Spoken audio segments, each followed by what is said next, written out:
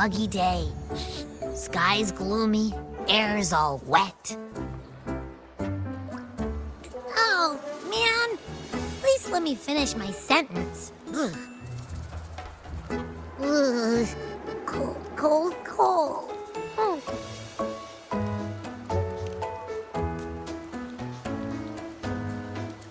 All right. I'm famished. We barely had a bite sprinting all the way here from Ragusa. Whoa! Pinch me! This is a feast and a half!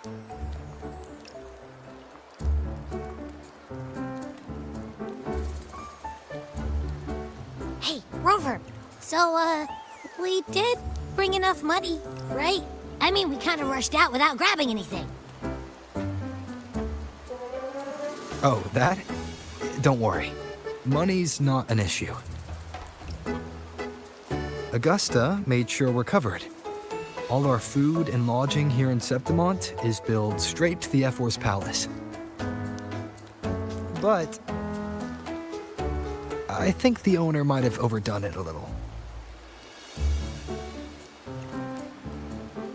Ha!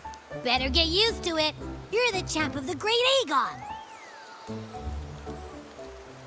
And you know me. If food's on offer, I'll be a scoffer. Yeah, no leftovers, guaranteed.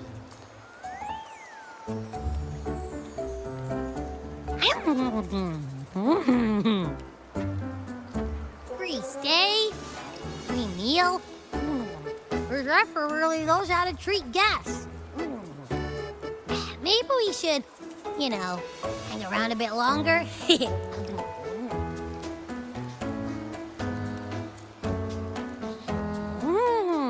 This smells amazing.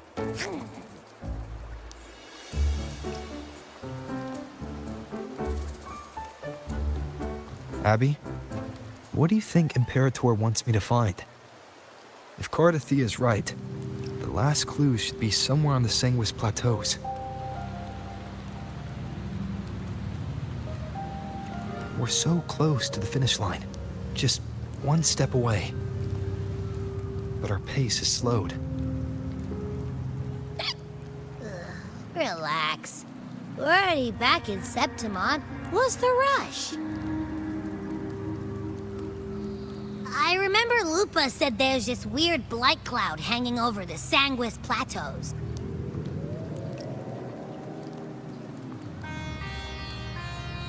And when the high tide, or whatever, rolls around, all the gladiators go there to hunt tacit discords. Wait, is the high tide coming up soon? The Ephor's invite did say something about a big hunt. Huh, that reminds me. Aren't we supposed to meet her today?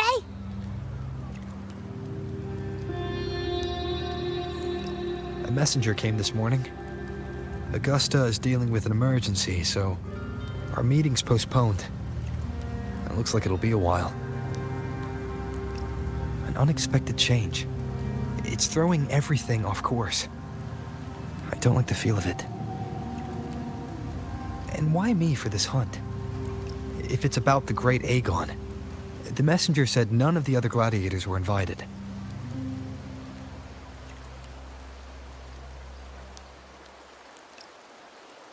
Who knows? Maybe she just wants to test her strength against you. Typical Septimontian, right? You think so? I've only met her a few times, but I doubt she acts on such simple impulses. And as the Ephor, can she really thoughtlessly do whatever she wants? Guessed from afar, you possess eyes as clear as crystal. But what troubles you so that eyes once bright as the highland sky now darken with rolling clouds?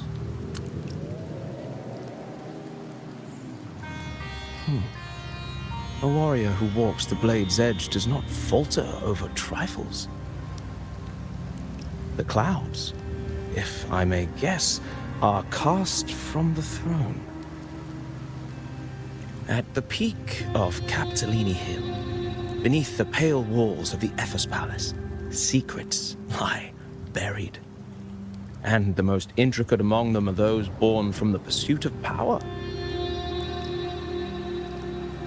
Even one as honorable as the Ephor must learn when to be ruthless. In Septimont, a city forged in iron and blood, anyone who seeks the throne without knowing the cost is no better than a lamb marching to the butcher's knife.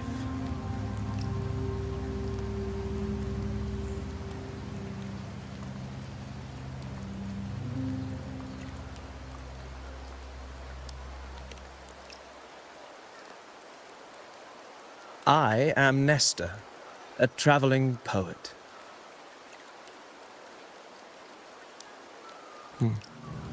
The rains in Septimont never seem eager to leave this season. So then.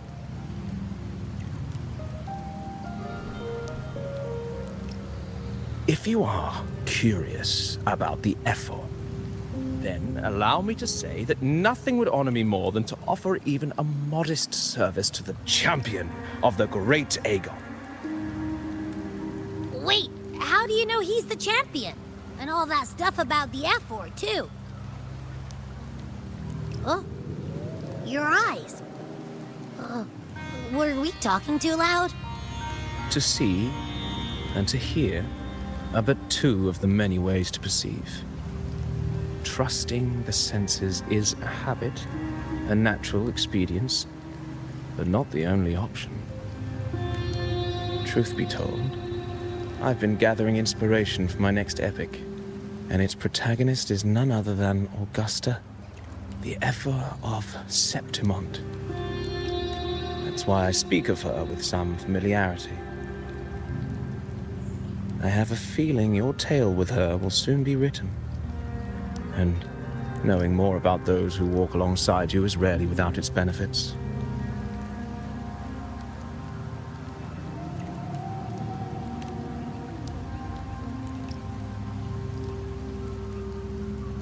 Augusta.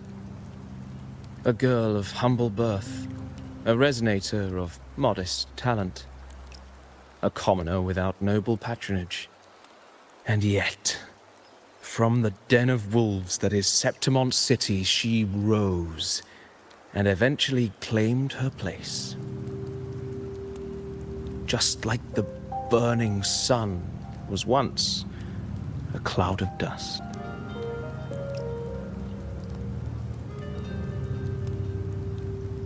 Fail enough times, and you might eventually succeed. Should we call it resilience? Or mere stubbornness? Or perhaps, for a girl who has lost everything, there was never a second option. She had no one to trust but herself, and naught but a blade to hold. And yet,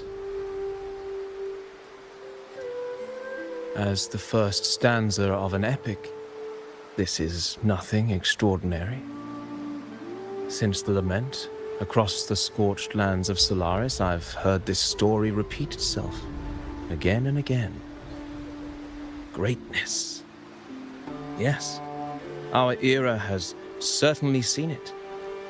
But true greatness is never found on the first page of a story. Courage, glory, and honor. Such immortal virtues have been etched in tablet and stone. They are never forged overnight. Light as a thread, elusive as the wind, they weave themselves into every twist of fate, tangling with every insignificant choice we make. I don't know. It's just unbelievable. The Augusta he's talking about, and the Ephor we saw in the arena. No way they're the same person. A girl far from home, arriving in the city upon Capitolini Hill in pursuit of strength. No title, no status, no wealth. I doubt anyone at the time could have imagined her rising to where she is now. Do you mean Kata? Do you believe Cato handed her that final victory on purpose, and that his scathing words were a test of her resolve? Then Cato must have been an idealist to place his faith in a girl with nothing to her name. Now, why don't we keep this question in mind and see where the story leads us? Merely the rough shape of a short epic. This is all I can offer about the Ephor.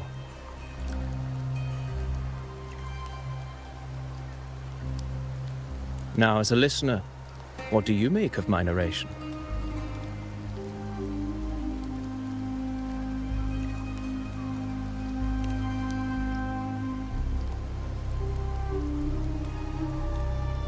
I appreciate your kind words, my generous listener. I am only a humble wordsmith, spinning verses and rhymes. The essence of poetry is granted by those who dare defy their fate. But there is one thing I must confess. Through my words, your knowledge of the Ephor is partial, at best. Poetry can only offer a glimpse of the true story, the reality of people, events, and things slips beyond the grasp of words. I do not belong in the pages of the epic, so I remain confined to the observer's gaze. I can imagine events and emotions unfold, but I cannot truly recreate them. Here's some advice for you, though I hesitate to call it such. If you want the truth of a story, step into it. Become part of it. The opportunity stands before you now. As I've said, the tale between you and Augusta, the hero of Septimont, is only now turning its next page.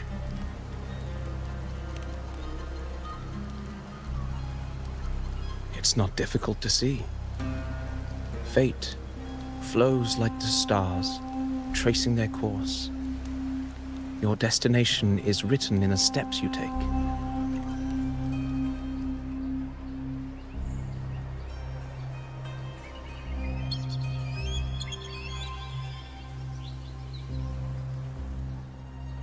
The rain is passing. I hear it ceasing its symphony upon the earth. It is time for farewells.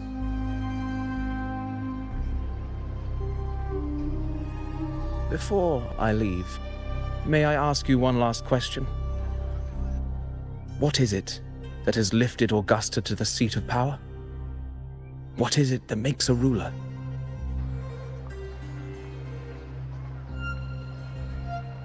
Well, I'd say strength. Let's be real. There's no way Augusta could have passed those trials without strength. Rover, what do you think?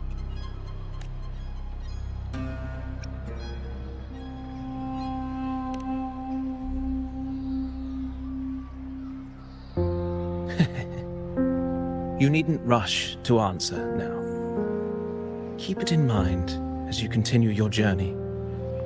When the final chapter is written, the answer will reveal itself.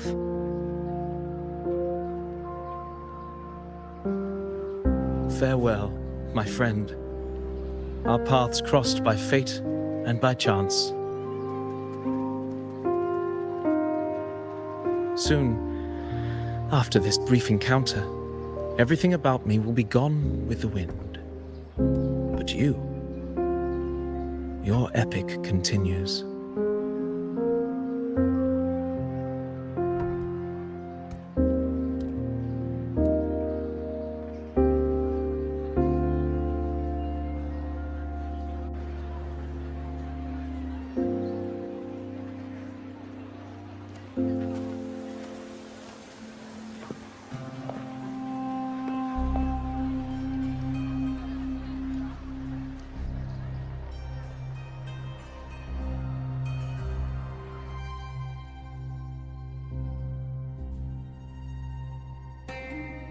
Your Excellency, you have indulged her too much. As the priestess, Iuno is far too unruly in both action and word. It's a disgrace to her title. Indeed. She entered the palace unannounced, uninvited, and with no decorum. A blatant affront to the authority of the palace. Same as always. Senators, all she crossed was a doorway. One too insignificant to carry the weight of our authority, or defend anyone's fragile pride. Let us not forget, it is not the walls of Capitolini Hill that command fear. It is my will, my sword, and our relentless conquest. I know your fear. You fear a priestess's voice drowning yours, and a rebel challenging the Senate's rules. But listen well. Power does not bow to sycophants, cowering behind their traditions. If you seek power, then step from the shadows. Face me, and prove yourself worthy.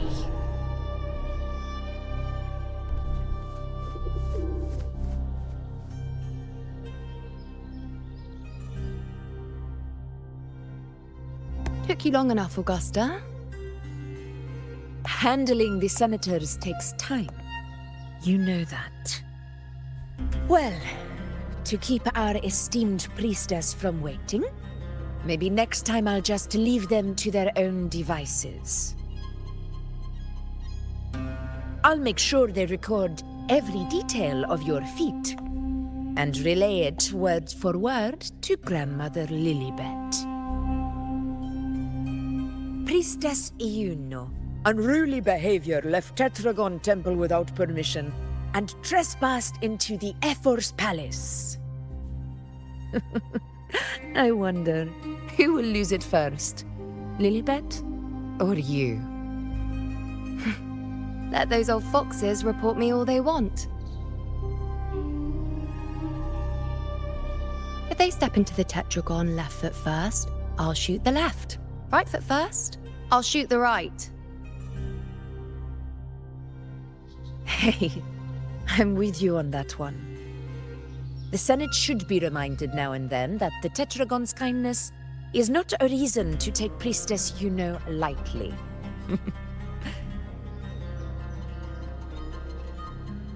Why didn't you wait there? I had everything handled. We depart for the hunting ground tonight. If anything changed, you could have reached me by my terminal. You didn't need to come all the way here. I want you free of duty until that day arrives. You're overthinking it, Augusta. I'm here to see that person. Grandmother Lilibet said his fate is one of unknowable void. Sounds intriguing enough to make time for.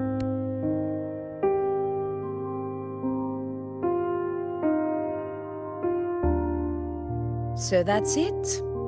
Too bad. The ship from Laguna won't dock until tomorrow morning, and we'll be gone by then. Ugh, what a hassle. Patience, you know. The warrior has accepted the invitation. So, you'll have plenty of time to meet during the hunt.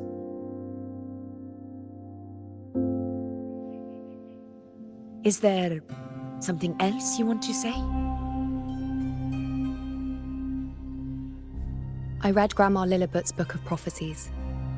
The hunt and our plan, neither end well. Are you sure we should go through with this? Risk does not trouble me. Peril simply requires greater strength. But really, when did you start caring about the temple's traditions?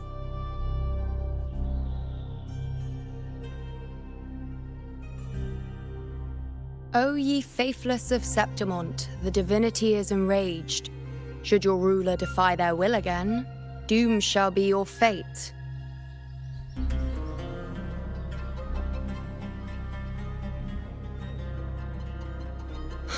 Lately, I've been hearing murmurs from the nobles again, about the ancient prophecy from Laguna. I will admit, those words once carried weight. But when our ancestors crossed the waters and climbed these hills, Raguna's divinity didn't get a seat on the ship. And the priestesses all said the prophecy was incomplete. Only the hero of heroes, wielding extraordinary power, risen from the dark tides, shall bring eternity to Septimont. Then shall the waters quiet, the tempest still, and glory return with the blood of the old king. Do not forget, this is the other half of the prophecy. Fabius, Attilius, Valeria, one after another, these heroes have saved Septimont from the brink of ruin. As long as a hero stands, no disaster can break this eternal city. What if this time is different? What if ruin is our fate? Then I will sever that fate with my blade.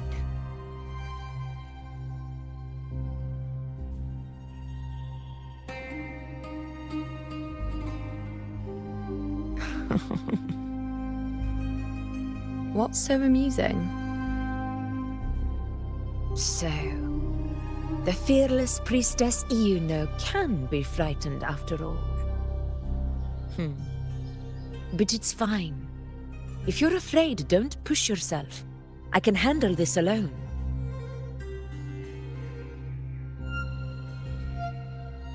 Most revered priestess, wait for me in the temple. I shall return victorious. Frightened. Me? If anything, it's you, trying to shut me out and face it alone. Fine. Go ahead. You'll come back to me sooner or later. That I can't deny. I knew it. So you do need me for this hunt. Thank you, Iuno.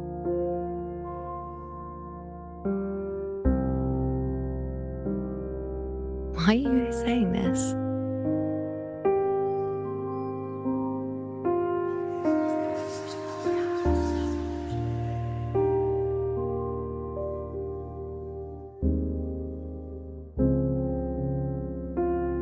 The storm is coming. Come, Iuno, my friend. The best way to greet a storm is to walk straight into it.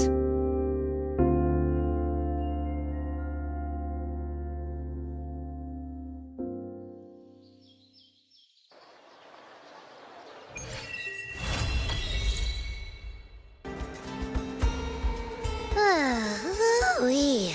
Sure is a beautiful day.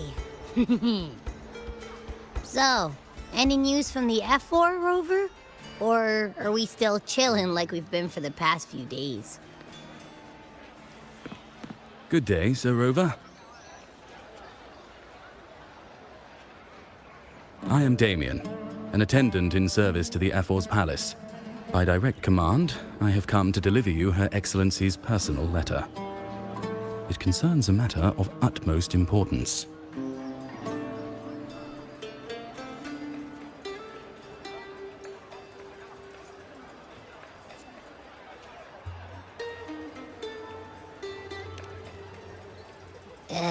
Me and my big mouth. Hey, what does it say? Scooch up a bit. It says Augusta is taking care of everything on her end. She's ready to meet us at the Ephor's palace as agreed. It's most likely something to do with the hunt. We shouldn't keep the Ephor waiting. Time to go, Abby. Oh, you mean now? Well, I'll think I'll sit this one out and leave all the heavy stuff to you guys. Chat for as long as you like. Just give me a holler if you need me.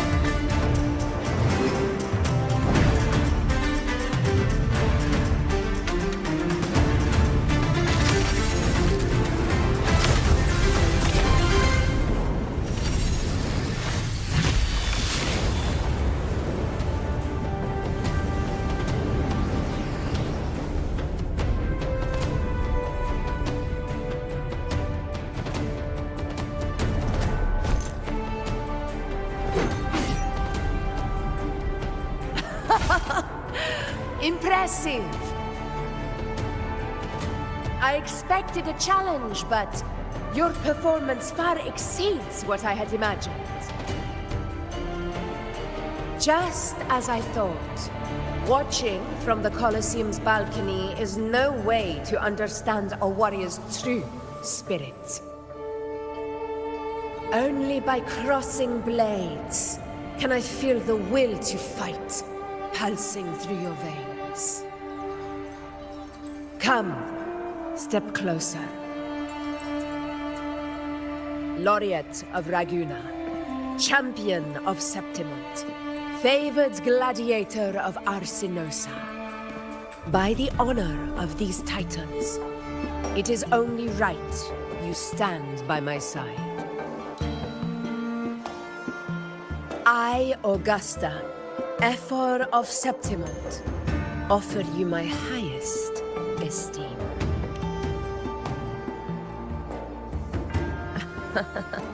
Simple and efficient.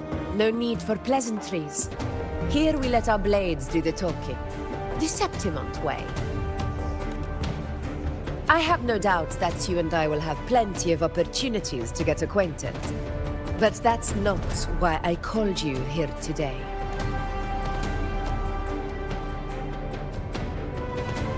On my behalf, and that of the Ephor's Palace, I extend my deepest apologies for failing to keep our appointment.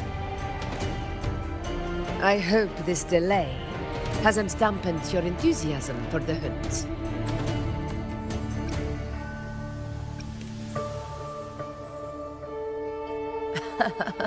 Tolerant and strong, just as I've heard.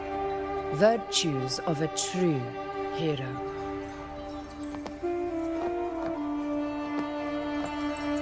Well then, seeing that your interest still holds, shall we discuss it? The hunt. In Septimont's long fight for survival, it holds profound significance. It is both honor and duty.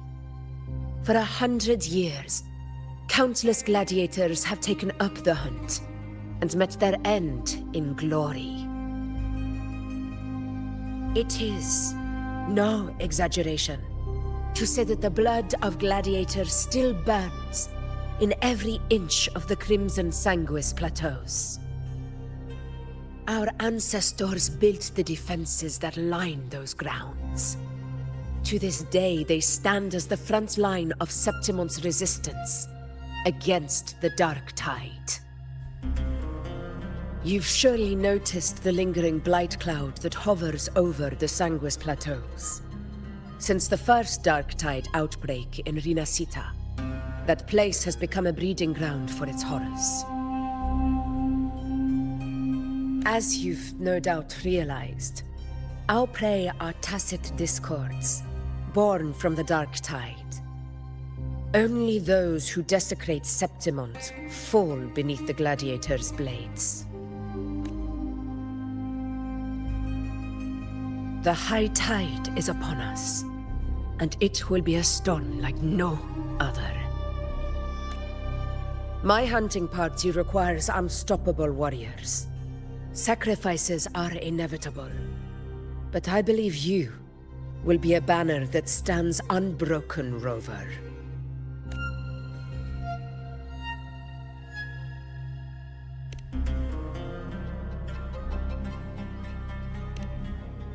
I share your sentiment.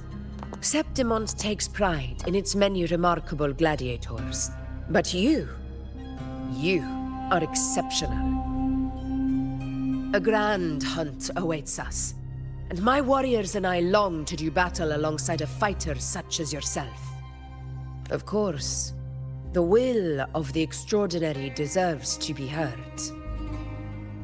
I'd like to know your thoughts on the matter.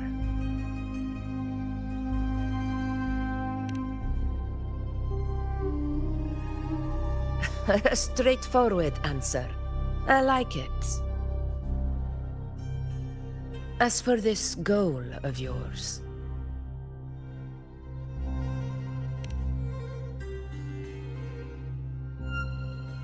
Ah, yes.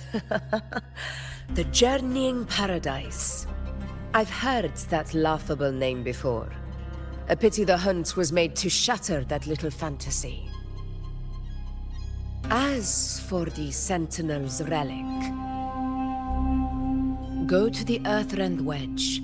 It's where the Sentinel Imperator first descended upon the Sanguis Plateaus, and is the epicenter of every hunt to this day.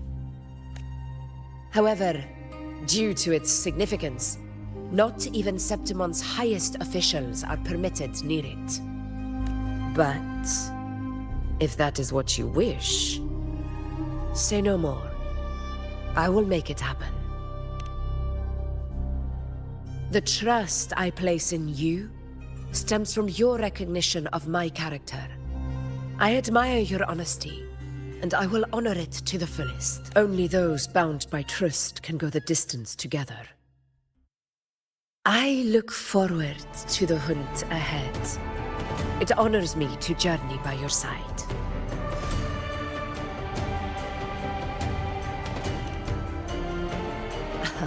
Patience, my friend, is the first step to becoming a hunter. When the storm rages in the skies southeast of Septimont, I will await you at Tempest Cliffs.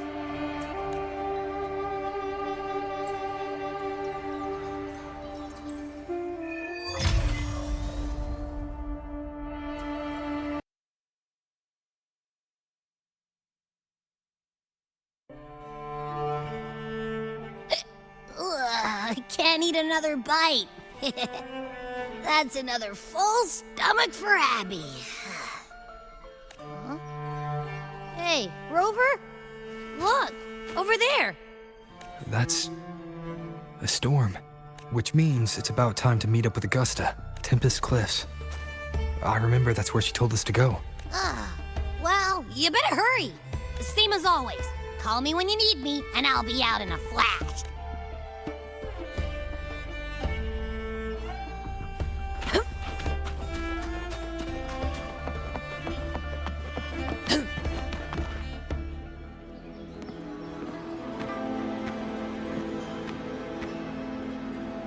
This should be the right way.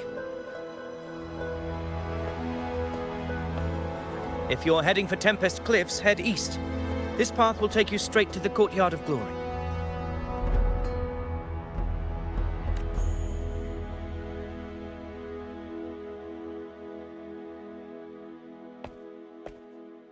Or perhaps, would you care to travel with me? After all, we share the same destination. Your reputation precedes you, Honorable Rover. I am Gladiator Avidius, at your service.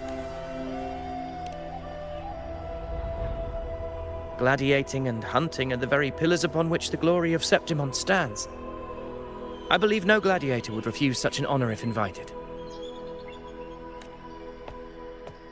I, of course, am no exception. Please, if you'll follow me, honored guest from afar.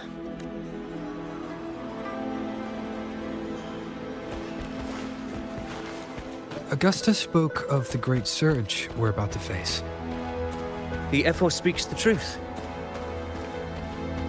And this year's high tide has come later than usual, which bodes ill.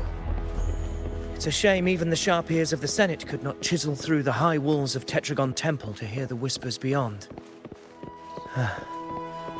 Is this an auspice of calamity or a prelude to a new legend? Only time will tell.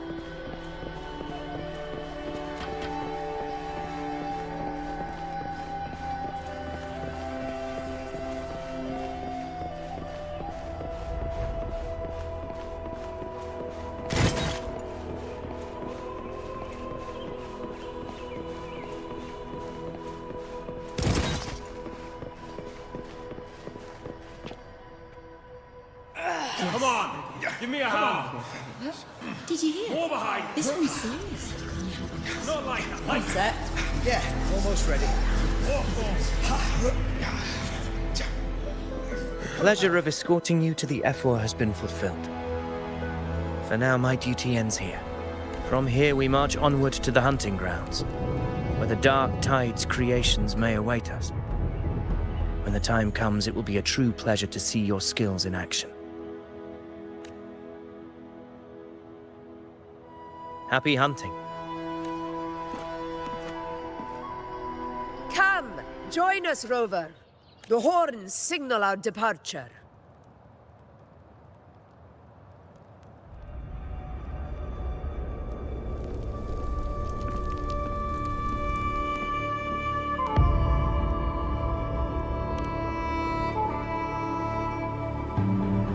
Precisely. These cliffs mark the opening of our campaign.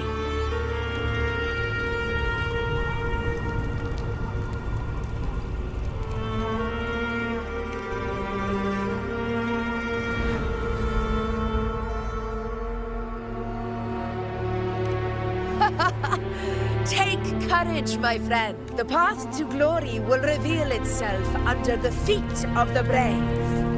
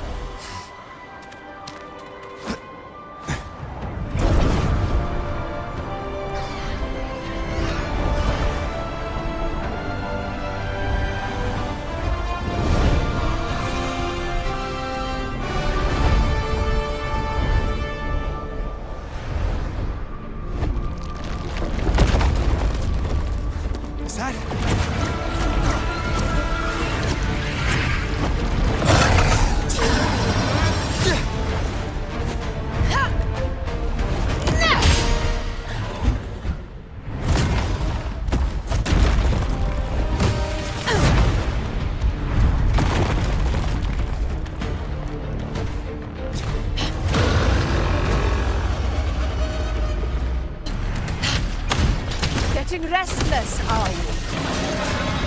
That is a Chorosaurus, an abomination of the dark tide. Do exercise caution.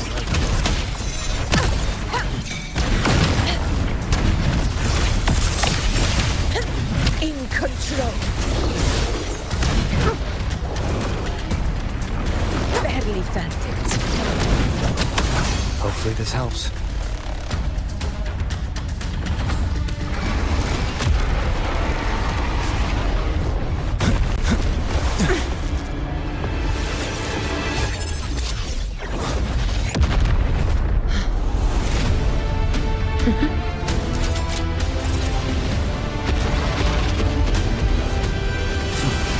Is not the moment. Let it flee. The path it takes leads deeper into the trap we laid.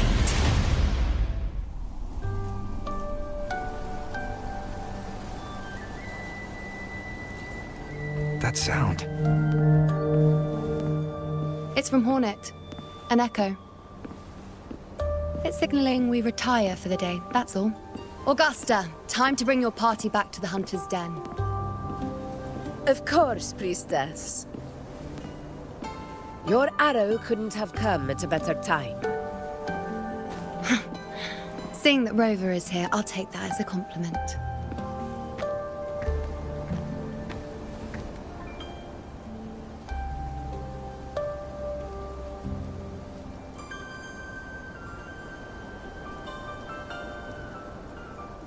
The Hunter's Den. Busiest gladiator encampment across the Sanguis Plateaus. Nearly every hunter passes through here on their way to the hunting grounds.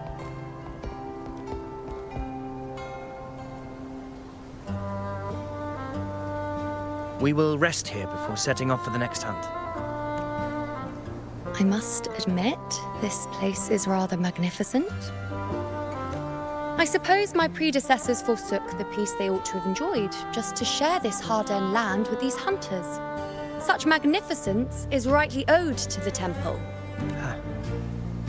The priestess's words are not without merit. I am well aware that I stand under blessings and will forever remember the sacrifices of the temple.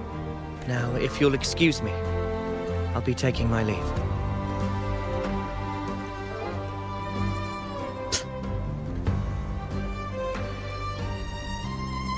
though we've already met, I suppose a proper introduction is in order. I am Iuno, priestess of the Tetragon Temple.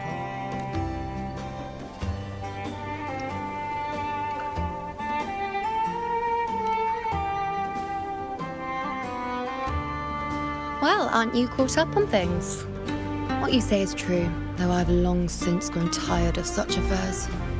Come now, Rover. Surely you can find me something more interesting to occupy my time. For instance, the hunt. Quite frankly, when it comes to dealing with the dark tide, none of these gladiators can hold a candle to me. Ha! Look at those looks. I've seen them all before. What can I say? When you're as dazzling as I am, jealousy tends to follow. I'll be making my way back, Augusta, lest my shine further sting the eyes of certain people.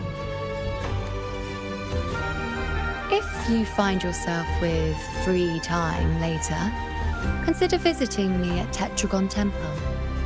Not every Outlander is granted access to its sacred halls. Make the most of it.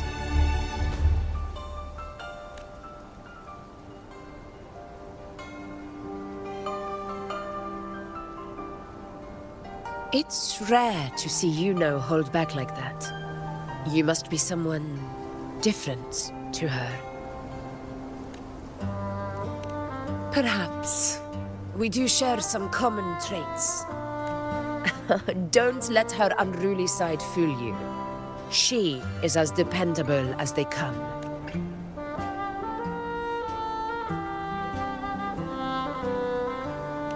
A Chorosaurus. Avidius was correct. It is a tacit discord born from the dark tide. What he didn't have the chance to tell you is that it is the deadliest Chorosaurus of them all. We call it Tyrannos, a vanguard of the dark tide that rides its surge to reach our lands. The Threnodians' attempt to plague Septimont never came to fruition. But do not mistake that for victory. Our enemy will not bow so easily. The dark tide, immortal and indestructible, carries out the will of its creator, the Threnodian Leviathan. Only the Earthrend Wedge, that bears Sentinel Imperator's power, can sever the link between the dark tide and the Threnodian, burying the calamity deep beneath the Sanguis plateaus. The hunt is how we disrupt the dark tide's frequencies, by capturing and eliminating its creatures. However, the Earthrend Wedge's energy range is limited. Our mission is to deliver a true death to our prey. Meaning we need to hunt and kill the beast near the Earthrender. Is that how we stop the dark tide from spreading? Yes, and it must be done within Maroonwood. This confrontation with Tyrannos was expected, but it's not a fight anyone is eager to face. That beast is well aware of our plan. It's no mere prey. In many ways, it's a cunning hunter itself. Now, we wait. We wait for it to enter Maroonwood. The real hunt begins when the beast's hunger drives it to the wilds.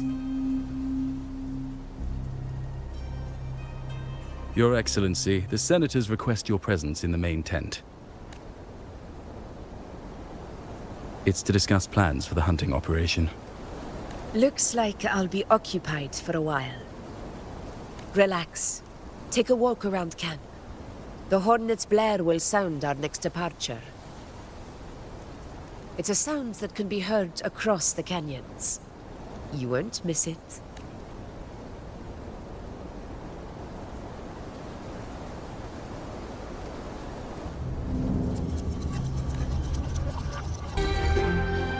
The high tide of unprecedented scale. The high tide of unprecedented. Could this be the one in the prophecy? The harbinger of Septimont's doom. A high tide is a high tide. Every hunt is a gamble with our lives, no matter the size. Just keep your blade sharp. Whatever comes, we cut it down. Don't overthink it.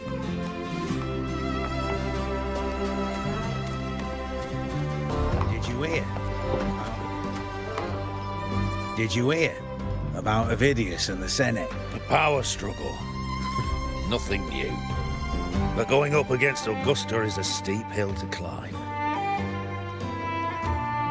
Without a strong forte, Augusta's strength was always going to have limits.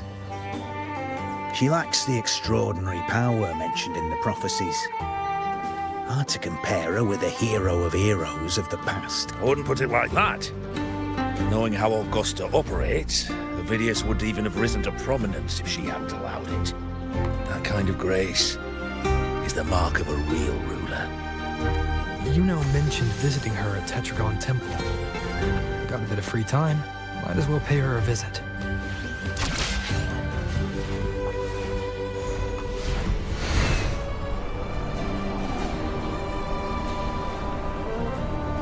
I didn't think I'd find something this grand way out here in the hunting grounds. No sign of Iuno, though. Are those murals on the wall?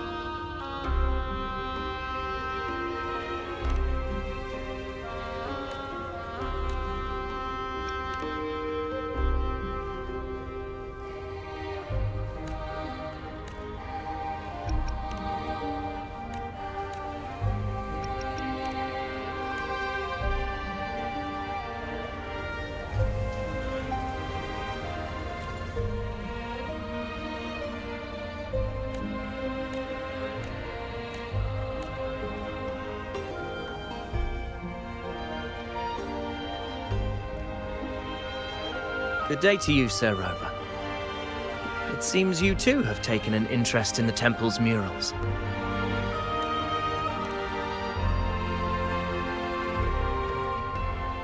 They are the works of past priestesses.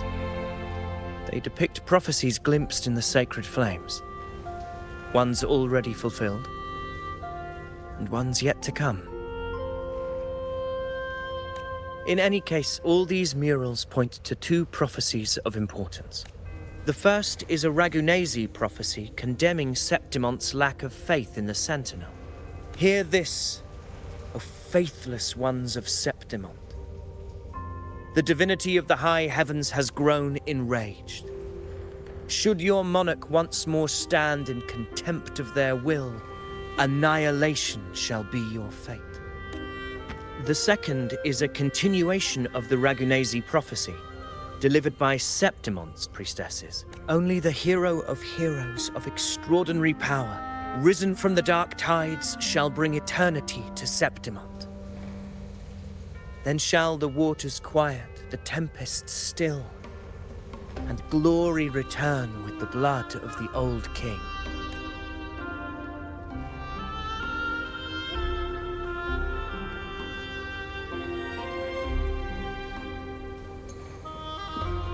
You seem drawn to that particular mural. It tells of a calamity yet to come.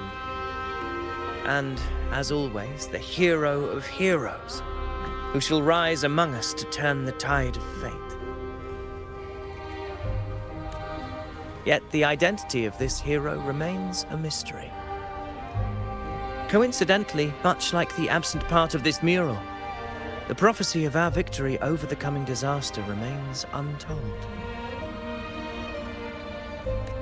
Whether the priestesses can't foresee the fate that awaits, or whether the true prophecy is meant to remain hidden, is indeed a question worth pondering. Our would-be hero of heroes lost in daydreams again. What is it this time? Staring at an empty wall, hoping one day it will bear your name? I happened to wander by, passing the time as one does. No need to trouble yourself with someone as inconsequential as I, priestess. Inconsequential? Come now. Everyone knows you're the Senate's golden child. Those old loons wouldn't spare me a glance, but they hang on your every word.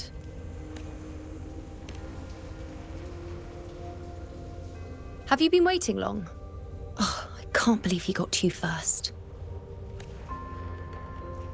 Isn't paying respects to the heroes fairly commonplace? Surely we needn't allow rivalry to come between us, priestess. I'm not blind to your tricks, Avidius. Do you really think Rover would take sides with you? Let me guess. Eliminating Tyrannos and the Dark Tide before anyone else would be the perfect act to prove you're the prophesied hero of heroes. 4 expeditions to Main's Deep, plus a Home Leaf medal, and now you think you can usurp Augusta's place? Don't make me laugh.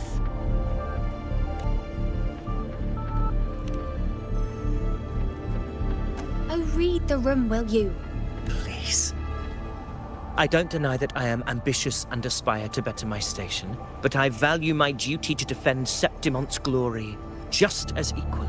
Should I become the next hero, Septimont would be spared when the next calamity arrives. Is this not what the Tetragon Temple has prophesied? Why, you...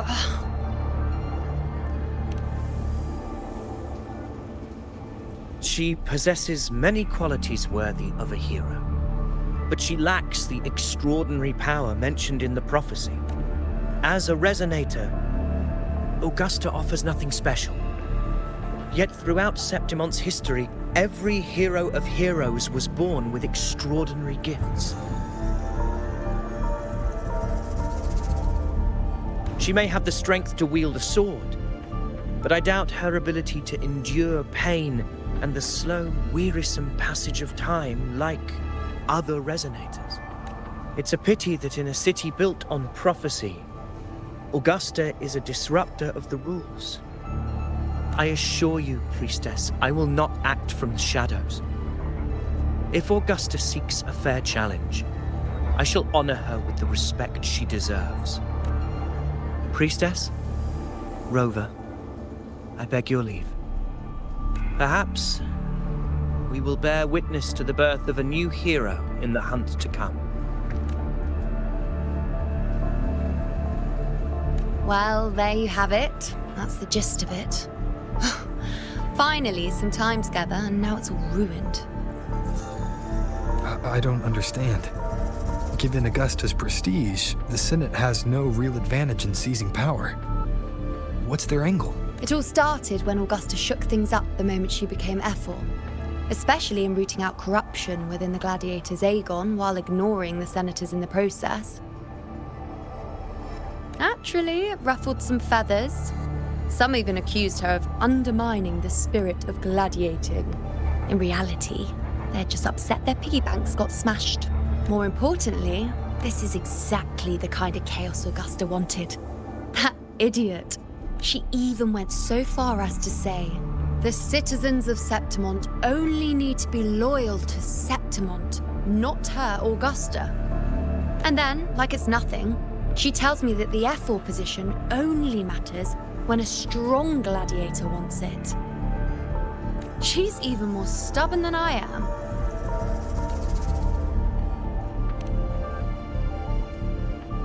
Now, why would I be worried about that? I'm sure you've seen her sword. The inlaid blades are trophies of every gladiator she's defeated. Even ones with decent resonance powers like Avidius, she eats for breakfast. Though Avidius makes me rather uncomfortable. It's got nothing to do with his stance, it's more of a hunch. Something about him feels unnatural. Or maybe I'm just overthinking it.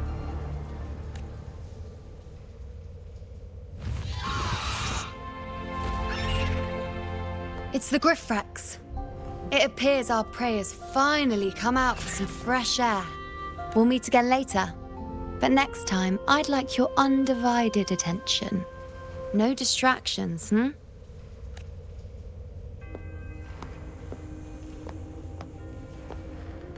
Is that lady over there looking at me? I better go and greet her. I overheard a few gladiators guessing who the next...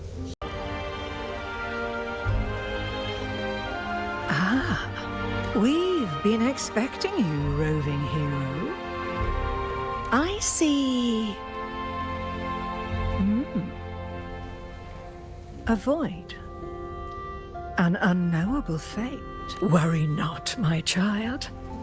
A void is by no means nothingness. Follow its guidance, and let it lead.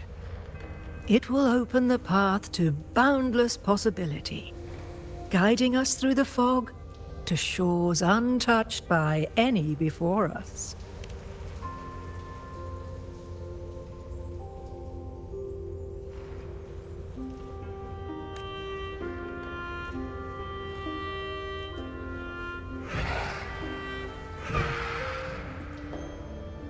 Perfect timing.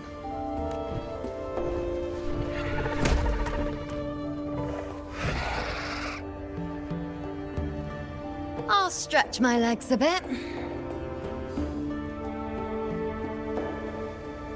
Huh. I wonder what Grandmother Lilibet and Rover are talking about. Never mind. It can wait. Let's get eyes on this beast Aquila.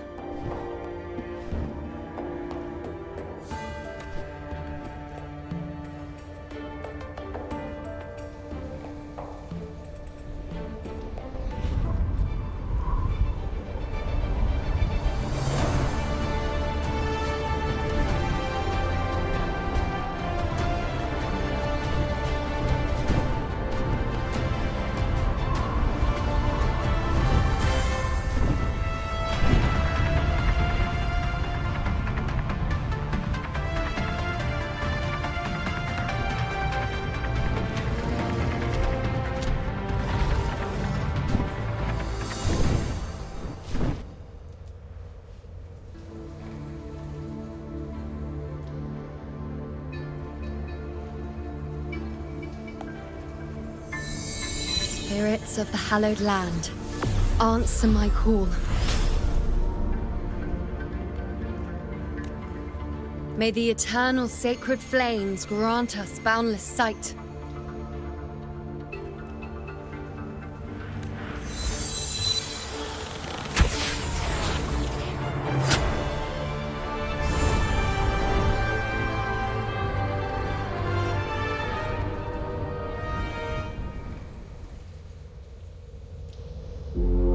It's the horn. I'd better find Augusta.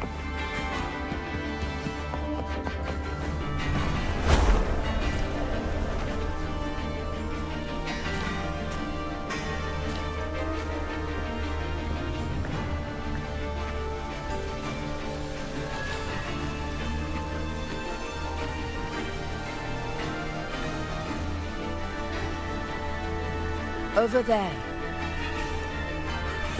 Behind that cliff is the Earthrend Wedge, a relic of Sentinel Imperator as ancient as these lands.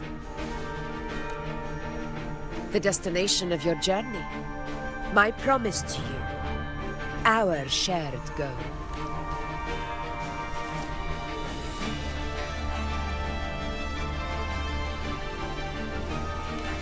An anchor stone made from tacitite formed around the Earthrender. It contains a fraction of the Earthrender's power. It offers no defense capabilities, but it can at least serve as a temporary measure to hold off the dark tide, or its creations. We need to deploy 3 of these in predetermined locations across Marinewood to generate a force field. This will drive the Chorosaurus to the Asphodel Barrens in the lower levels. The field blooming with asphodels is where the hunting party can safely reach the lower levels. Judging from the height, it's close to the Earthrender's base. In that field of glory, we will grant Tyrannos the death it deserves.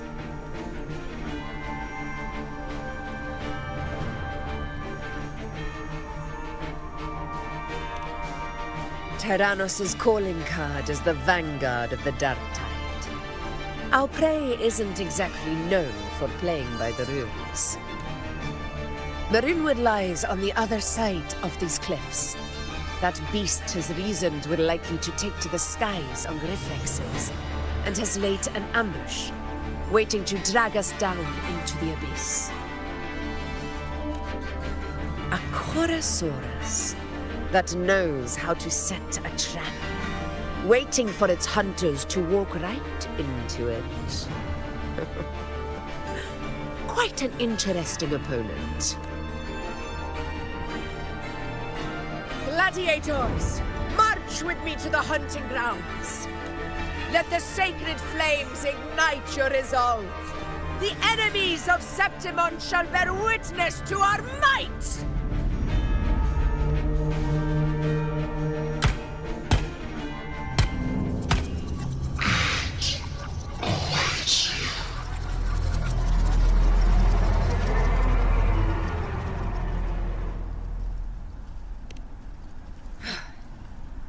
Let us be on our way.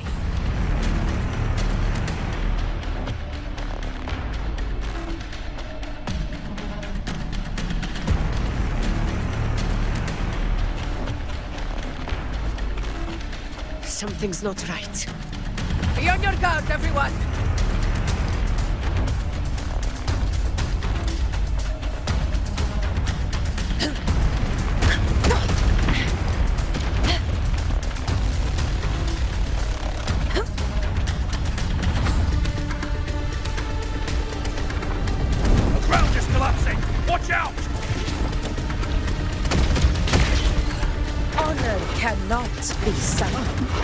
Over there! Getting excited, are we, Tyrannos? Watch out for those molten rocks. Use the pillars for cover. Move!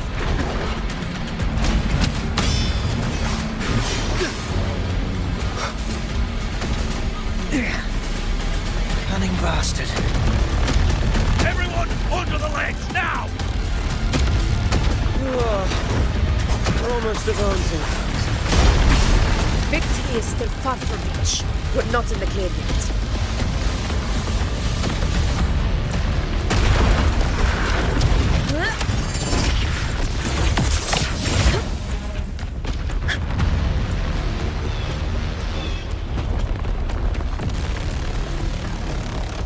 Rocks above!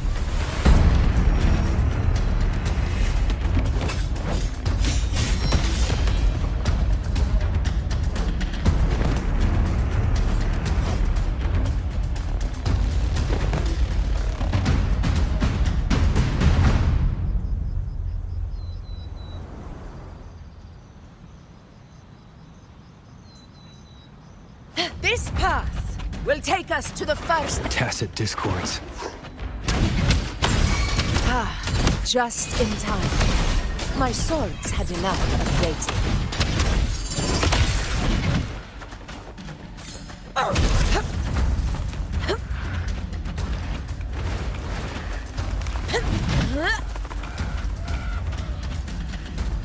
Stay behind me.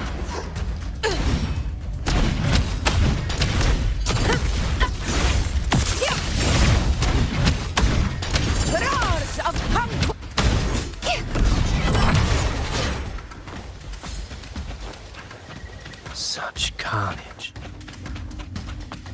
These tricks do not surprise me. Avidius, take a response team and get that anchor obelisk functioning. Rover and I will provide cover.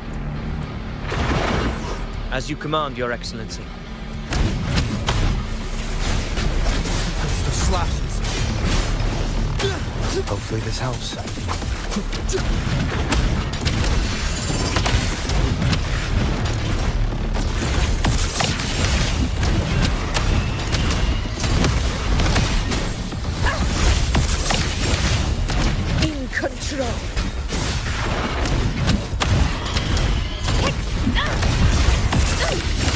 Sing of my triumph!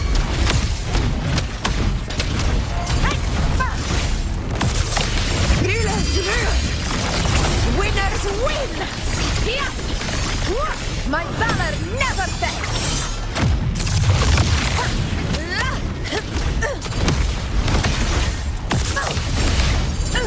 Avidius' team should be almost done, Augusta. I'll head over to join them. Of course. See that it... Your aid couldn't have come at a better time. We were just about to insert the anchor stone into the obelisk.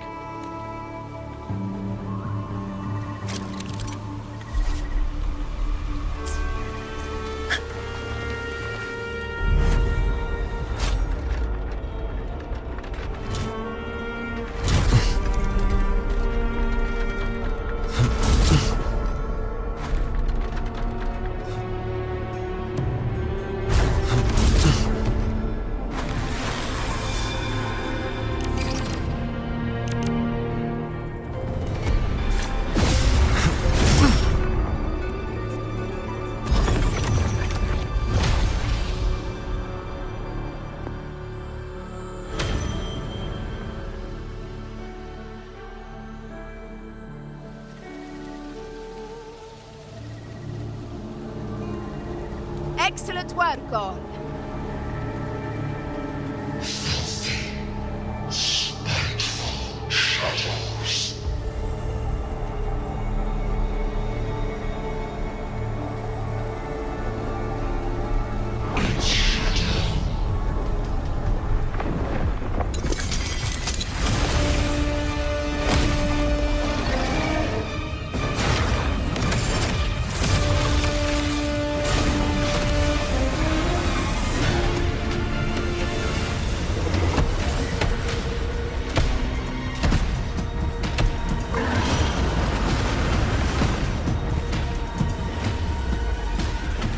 Inside these hunting grounds, the hunter can become the hunted at a moment's notice. Think that beast is running away? Just a trick to throw us off.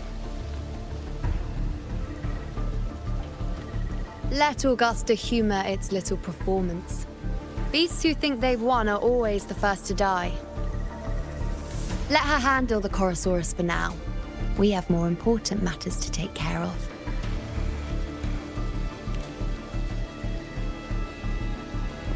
Oh, surprised to see me? I've already shared my interest with you. It wouldn't kill you to remember a few things I've said, would it? But fine. Since it's you, I suppose I can let you in on the secret. The Chorosaurus is just an appetizer. I've got bigger fish to fry.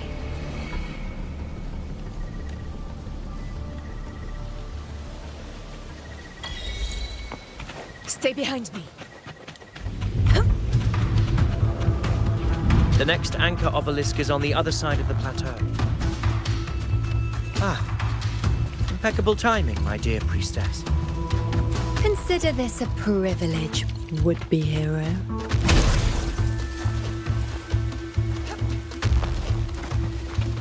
Stay behind me.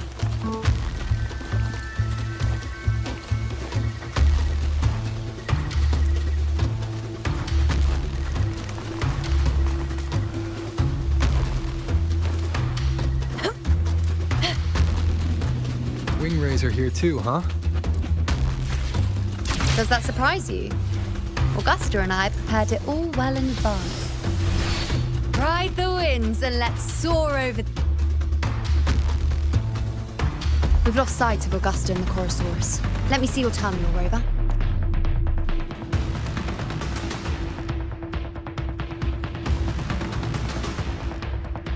There. Try using the sensor. You catch on quickly. My resonance power can reveal hidden traces of the dark tide for a short... Yes, you're not wrong. But the beast also has its eye on them. A sly enemy like this won't play by the usual rules. The more cautious we are, the better. Ha! So it is heading for that cave. The second obelisk is also in that direction. Come, let's go have a little fun with our friend. Stay behind me.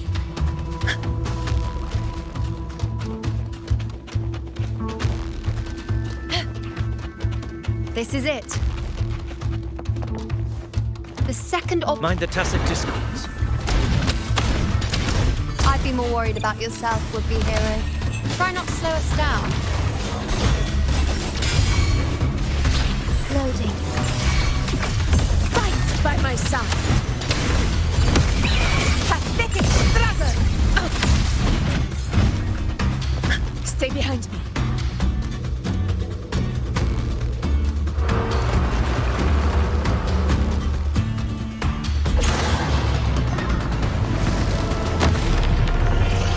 Watch out! How did it manage to get here? There's an opening in the floor. That's our way out.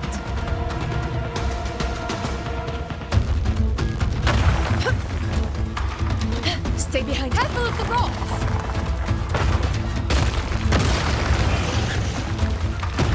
I'll keep it busy. Now is your chance. Go!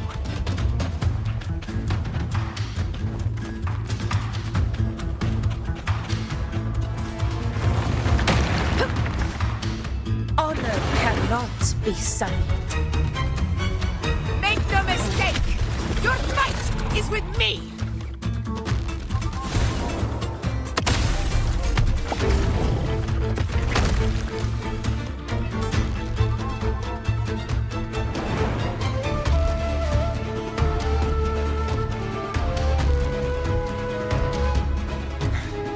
Augusta! My apologies for the delay. We warned. The Chorosaurus could return at any moment. We should leave. Here it comes!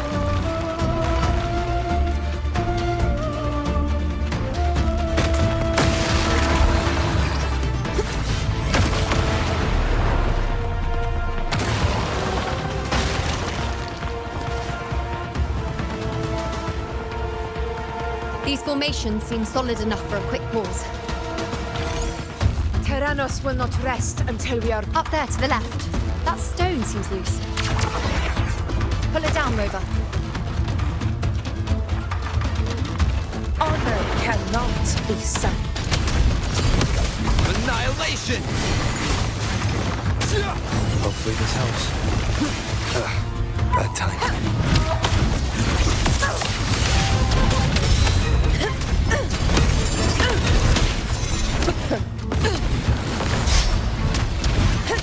Barely perfect.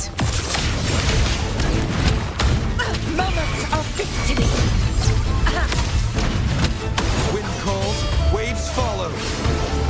The wicked will face judgment. Fight by my side. It's the obelisk. Leave it to me.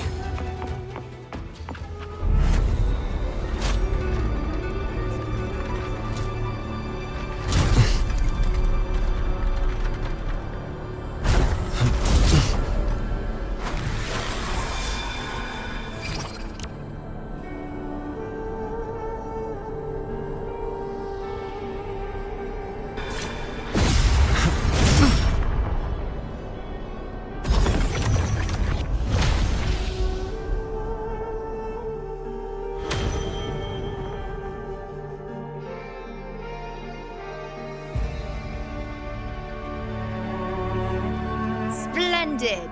Let's keep up the momentum. You again. It just left. Should be the anchor obelisk doing its job. Or perhaps it's up to something more insidious. The direction it's heading. Is it planning to destroy the final anchor obelisk? Huh. Persistent. I suppose... This fog hinders our vision. Could be walking into a trap. Makes for a fun challenge. Don't you agree, Amphidius? Stay vigilant. In due time, Tyrannos will learn that gladiators always keep shut.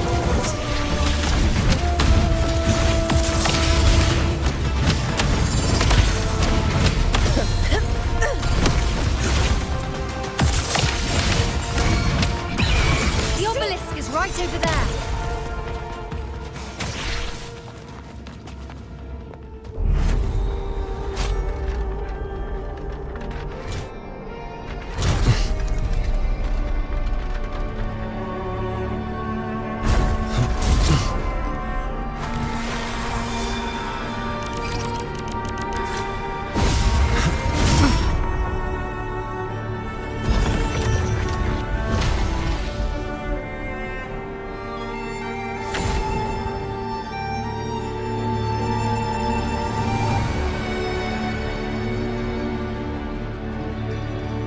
Good.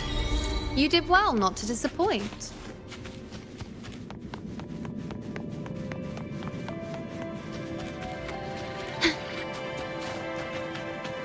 Stay behind me.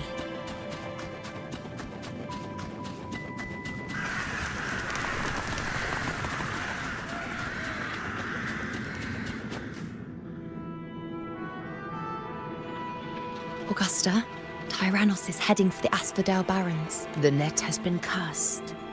It's time to reel in the prize.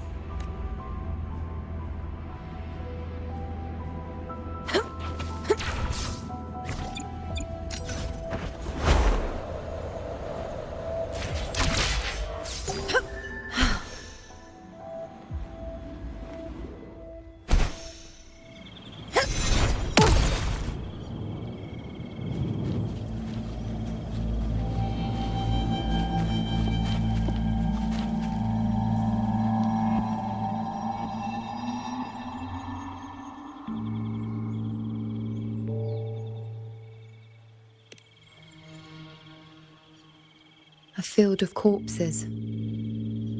Horrifying, isn't it? This is Tyrannos' birthplace. A kingdom of brutality, and the beast is proud of it. Every hunt before this, it was here that we met our final battles. The gladiators went to great lengths to drive the Dark Tide's creatures into the Asphodel Barrens. Likewise, their prey were just as eager to bait their hunters here. This is destined to be an evenly matched game of life and death. Hunter or prey. Only the one still standing gets to decide.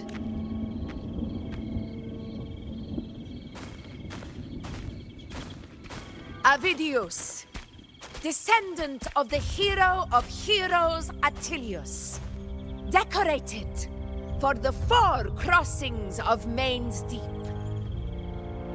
I see the desire in you, your desire for power.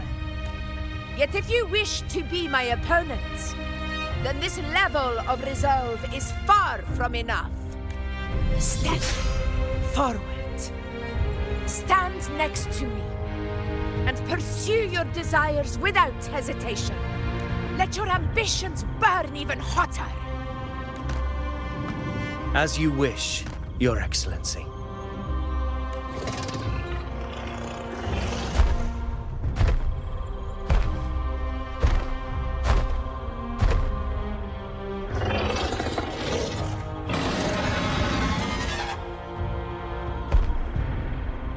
Finally, some fun for a change. Come, you need only to stay at my side, Rover. Rest. This is a matter between Augusta and Avidius. We shall not intervene for the time being.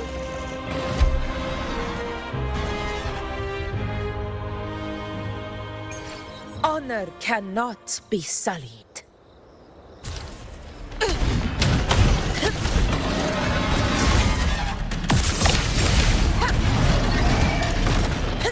In control.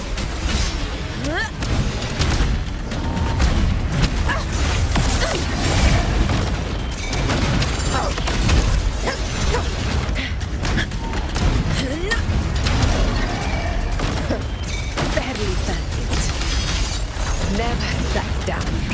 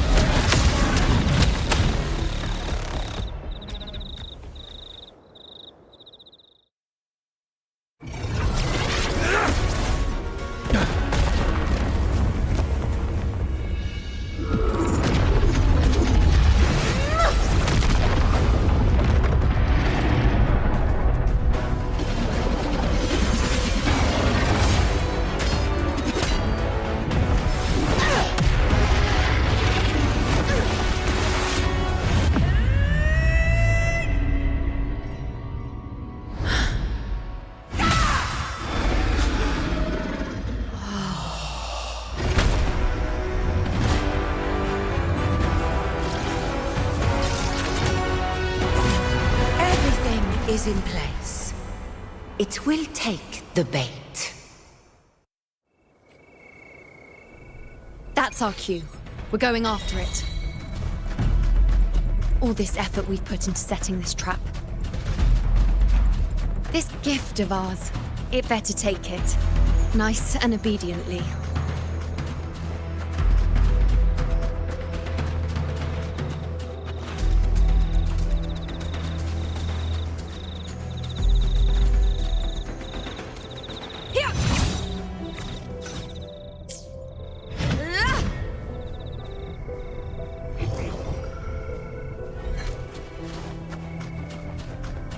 Over there.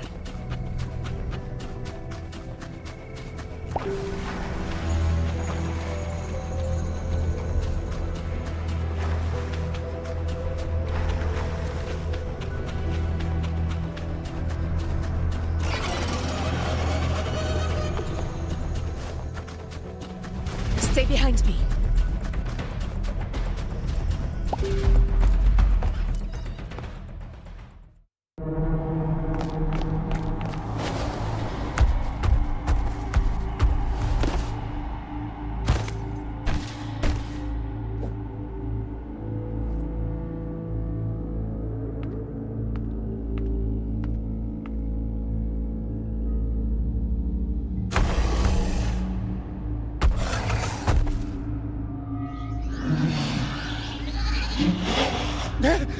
What was that?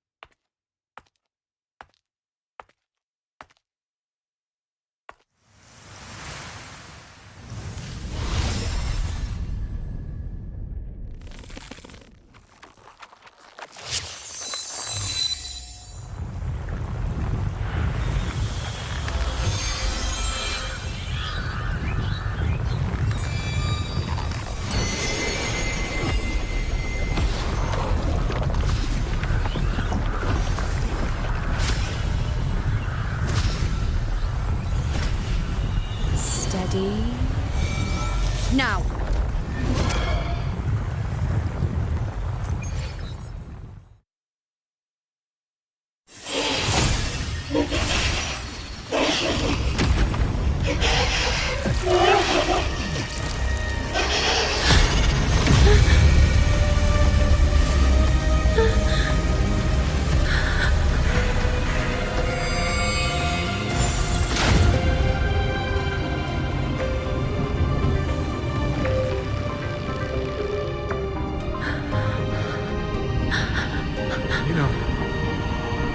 Iuno!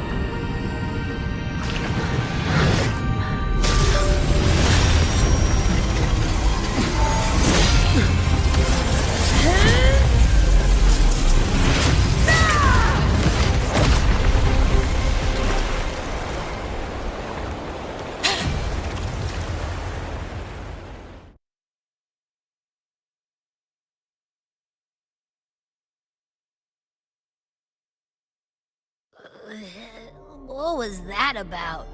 And that black fog? It was all mushy. I couldn't even finish it. Ooh, oh boy. Did I take a huge bite out of that one? My head's gone all swishy. I need a quick timeout. How are you holding up?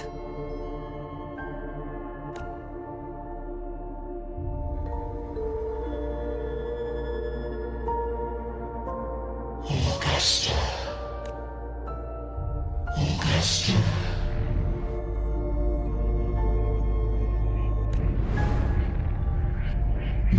you've seen it. His tiny little echo, silencing the dark tide with such ease. Resonance power, such might, such confined to this frail human form. You will achieve nothing. You nearly lost everything. Augusta, do not resist the gift of divinity to your home. Augusta.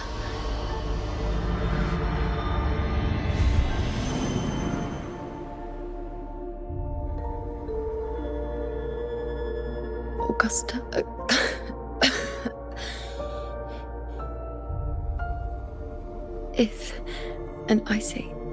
If Septimont's fate has already been decided,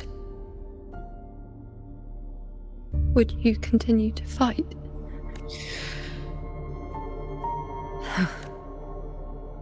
A ruler assumes their place by accomplishing the impossible for their subjects.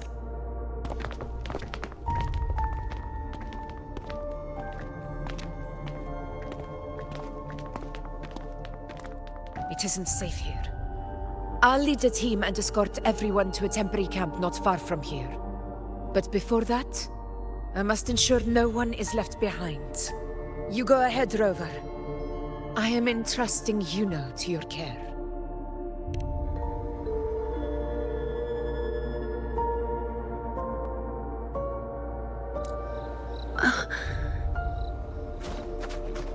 How are you feeling? Do you want to rest a bit? I appreciate your concern, but I'm not as fragile as you think. This road is nothing I can't handle.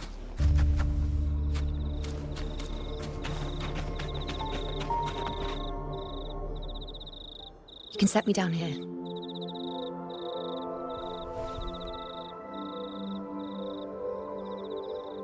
Come on, don't give me that concerned look of yours. It's nothing to worry about.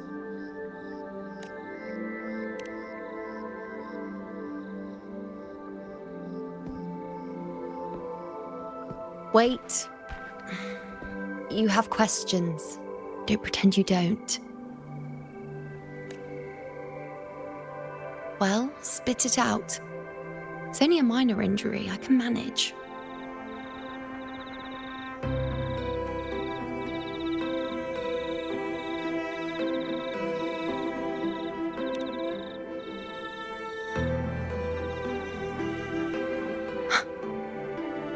So you've managed to glimpse that far?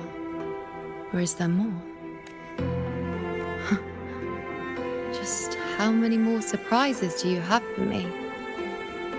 But I suppose Grandmother Lilibet, the head priestess you met at the temple, once spoke of the unknowable void that is your fate. I've yet to fully interpret what she meant by that, but one thing is clear. You are the most unique among us all.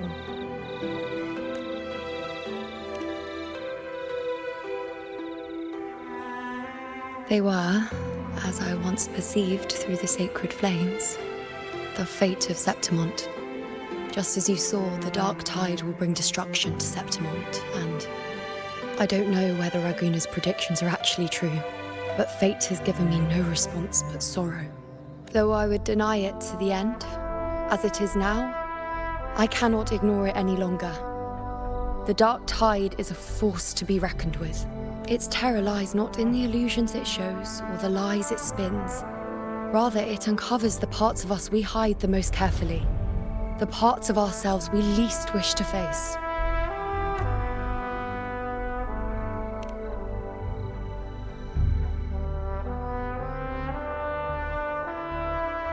Never. My prophecies are never wrong. How I loathe this feeling, this helplessness, to know everything, to see everything, and yet be powerless to change a thing. Since we've come this far, might as well share a secret with you. The Iuno you see before you can no longer see the threads of fate. I gave up my ability to peer into fate in exchange for the resonance power to resist the dark tide. Why? Because I refused to be fate's obedient puppet, bowing to its whims and letting it dictate my every step. But in the end, despite all the sacrifice, we still couldn't escape its grasp.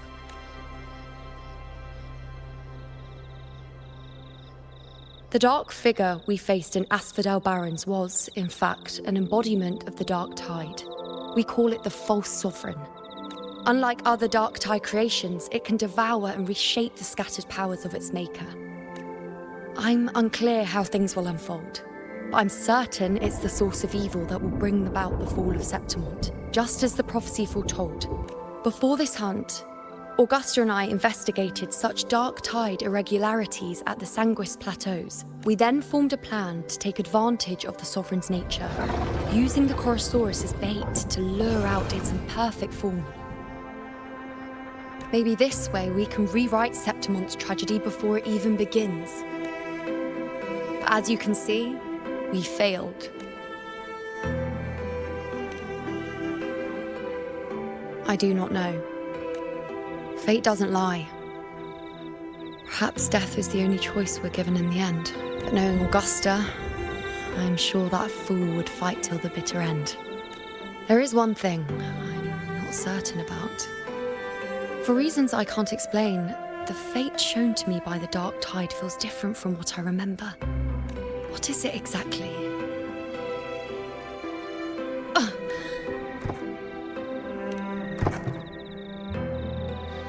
A side effect of my resonance power. The dark tide doesn't exactly show up in a stable form. My powers manifest its creations in exchange for a teensy piece of my existence. That's the problem. I admit it sounds a bit complicated. In short, just know a little sleep will relieve these side effects.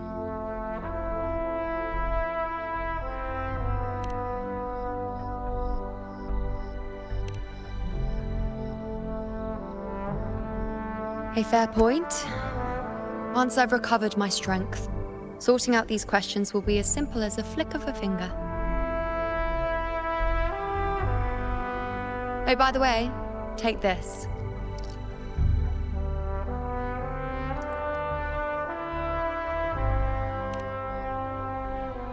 A Lunarum bracelet containing a small portion of my resonance power.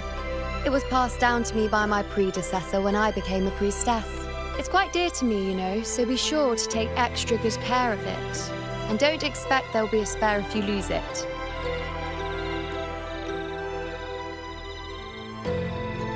Rely on it in my absence. Who knows? It may even help fill in for me and help you and Augusta in my place.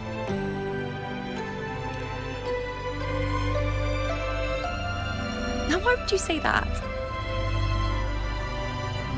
I'll only be taking a short nap.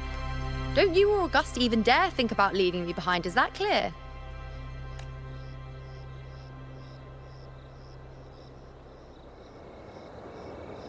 I should see how things are with Augusta now.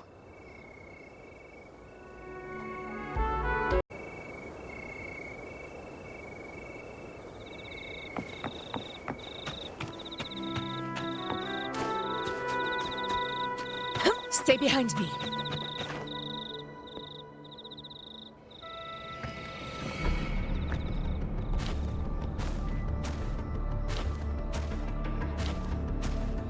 Messages have been sent to the encampment and all sectors of the main island, and defenses are currently being deployed per your instructions, Your Excellency. Good.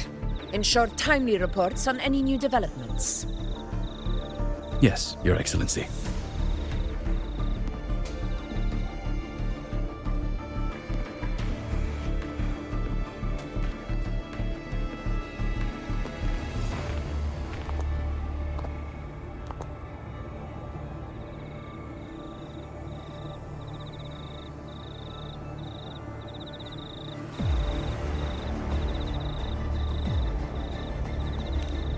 I've made arrangements for the war effort. Strategically, we must always brace ourselves for the worst. Communications with the Black Shores are also underway. The Ephor's palace has previously established a connection with a consultant in the Renacita region. We've reached an agreement granting the Black Shores permission to access Septimont's resonance nexus. They'll be able to monitor and collect data on the Dark Tide during the hunt. In return, should any complications arise, the Black Shores are to fulfill their side of the agreement and provide us with the necessary technical support. A consultant active in Renacita? That's right. Her name is Buling. An interesting young lady. Left quite an impression on me.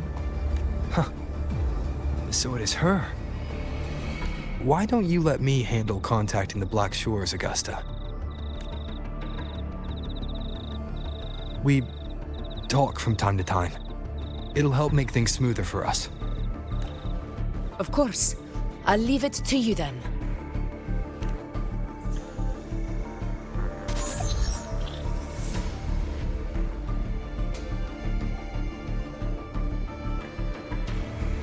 Alright, I think I got the whole picture now. Ugh, Rover, how do you keep ending up in messes like this? This is one tough cookie, alright. You mean... Let me tell you. The latest data we got from the Resonance Nexus isn't so pretty. Something's really off with the Dark Tide in that Sanguis place. I don't remember it being this crazy before. Normally, the Dark Tide getting all freaky during high tide is whatever, right? But now, I don't know what happened, because it's turning into a person. So listen up. I'll give you Tethys' rundown. That humanoid thing, that Sovereign, is gobbling up frequencies like a maniac. It's eating anything with energy, Dark Tide stuff, tacit discords, echoes, you name it. Might even be saving other things for dessert. Basically, the Sovereign isn't gonna attack Septimont or Raguna anytime soon. It's too busy getting fat first. Once it's stuffed full of energy, it'll try and smash the Earthrend wedge in one go. With the Earthrender gone, poof, all that Dark Tide under the hunting grounds will explode like a pimple. When that happens, it's game over for Renacita. Even if you have 3 heads and 6 arms, it will be bye-bye.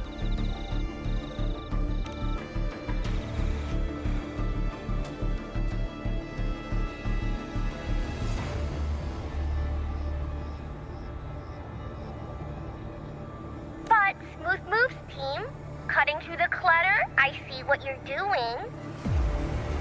This Corosaurus is just the bait to hook the big fish, isn't it? Your real plan is to stop the Sovereign before it fully forms. Nip it in the bud. Am I right, boss? You are right on the mark. Heaven and Earth are in harmony. That's my reading, so your plan shouldn't have fallen apart like that. But then again, smooth sailing isn't always a good thing either. Too much harmony invites trouble. Tethys did pick up a strange frequency midway through the hunt. Everything was fine until that frequency came out of nowhere, and then suddenly the Sovereign took form way ahead of schedule. Talk about flipping the table. Well, let me get another reading. It's like someone clouded the heavenly signs on purpose. One way or another, we must find the Sovereign and stop it before it absorbs any more frequencies.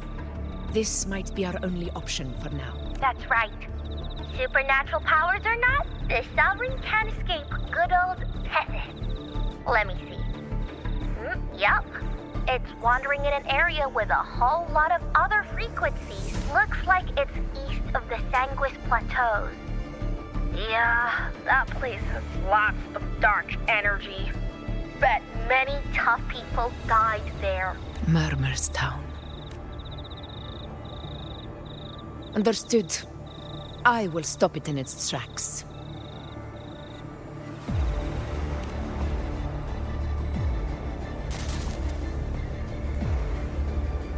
Your Excellency, with your permission, I wish to accompany you to Murmurstown. I know this request may seem bold, and I'm aware of the dangers ahead. But as a warrior of Septimont, I cannot simply stand by. Gladiators! We are united as defenders of Septimont's honor. I do not claim the right to ask this of you. But in my heart, I believe everyone here has earned the glory we bear. Let our deeds today reflect that greatness. He's right. He's right. Septimont needs us. That's a good point. We have to fight. Yeah. Get up. Yeah. Well said, young man. Gladiators of Septimont fear no challenge. When the storm approaches, can an eagle soaring in the skies remain content as a fledgling beneath another's wings? Your Excellency, we will follow you anywhere. Very well. You have sworn your allegiance to Septimont with your resolve. Your bravery is witnessed not only by me, but by the fallen heroes lying in Capitolini Hill. If you wish to fight together, then so be it. I will afford your fervor its due respect. Come, take up your blades. For Septimont! For the name of heroes eternal! A wise choice, Augusta. It is time. Return to where you belong. Fabian has long awaited your homecoming. Murmurstown sits atop the wastelands, below the hunting grounds. It has since become a forbidden territory, after the Dark Tide's corruption 16 years ago. Follow me. The Wingray can give us a lift. Avidius, ready the anchor stones. We must set up a defense line around Murmurstown. It shall be done, Your Excellency.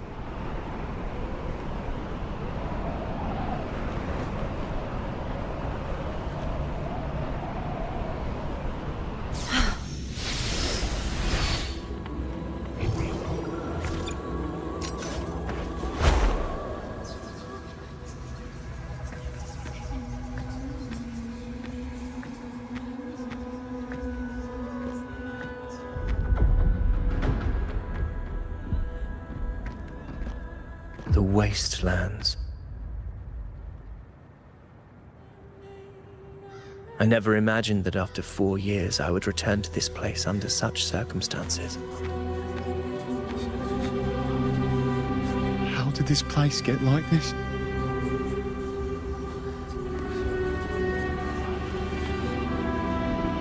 This is where the Dark Tide started 16 years ago. The fact that this empty shell still stands is a miracle in itself. Does this mean if we fail to stop the Dark Tide, Septimont too will... What? No. That's horrible. No. Warriors, do not let fear stand in our way. The untarnished glory of Septimont stands behind us. The devastation that befell Murmurstown 16 years ago will never be repeated. Because now, we are here.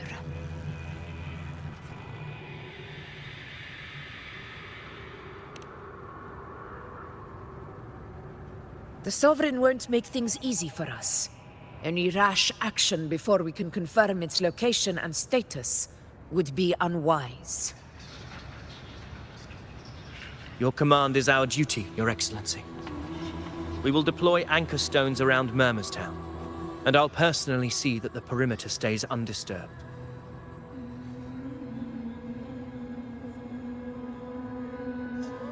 Yes. This will trap Sovereign inside the town. Good. Proceed as planned, Avidius. Now then. It falls to us to track down the Sovereign's whereabouts, Rover. Time is short, so we'll need to split up.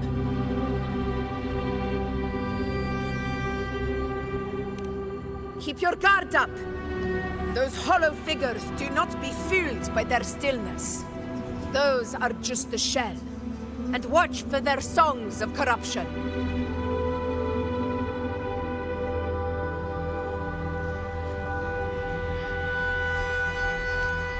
They were once our own. Brave gladiators, loyal citizens of Septimont. The dark tide not only twisted their minds, it also raised their corpses and turned them into mindless puppets. Not even death could set them free.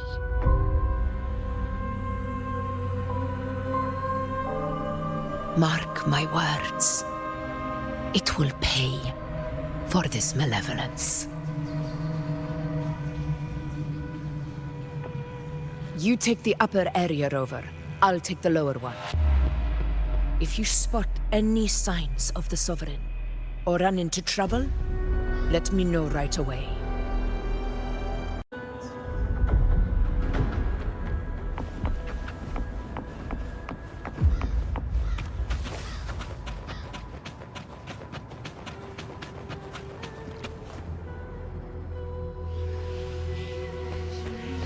This place is too quiet. No trace of the Sovereign anyway.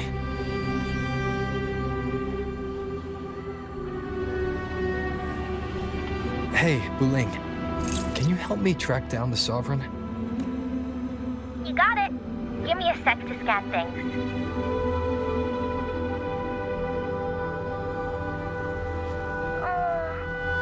Sorry, boss.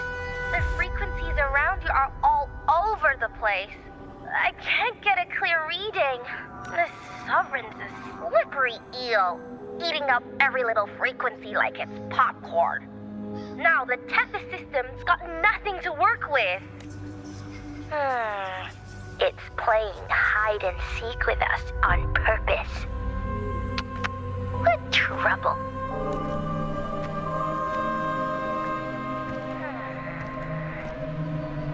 Hold on. What if you bring me some pure dark tide frequency samples? Maybe Tethys can use it to track down something with a similar frequency, like the Sovereign itself or the original dark tide. Could give you a better lead. Understood. I'll do what I can. Abby? Abby? What's going on?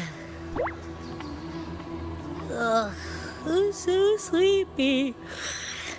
Ugh, that dark, spooky stuff I ate earlier is still gurgling in my belly. Sorry to hear that. But if my clever, brave, stylish, and sweet Abby could help me out, that'd be amazing. Aw, you're making me blush. Okay. Your best buddy Abby's on the job. Go on. So, that thing we tangled with before has gone into hiding around here. I need your help to sniff it out. Yeah, easy peasy. You know I have a good nose for searching.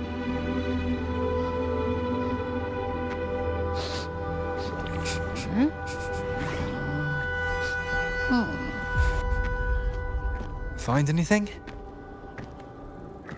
The whole place smells like a dumpster fire. And that monster, I can't tell where it is exactly. The scent's all muddled.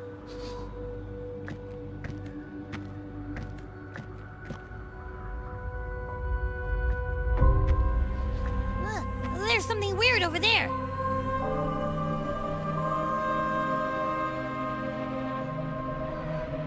Is that a waystone? I've seen those back in Septimont City.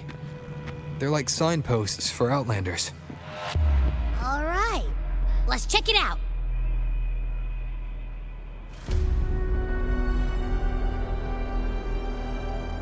This the one?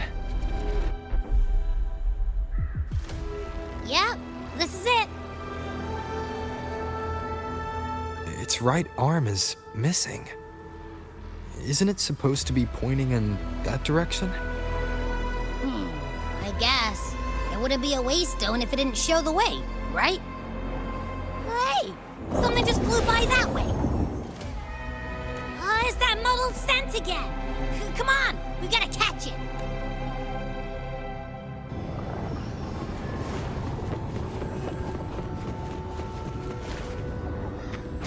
Look, it stopped over there.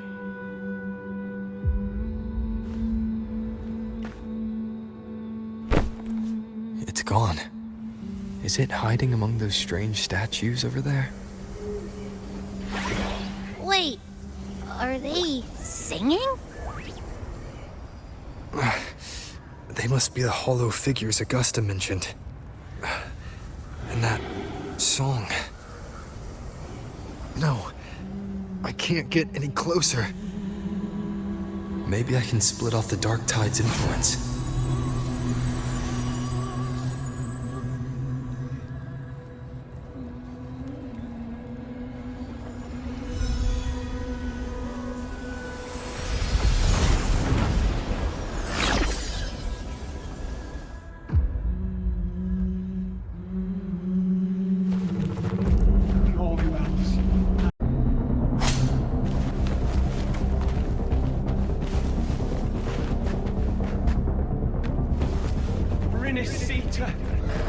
Watch out!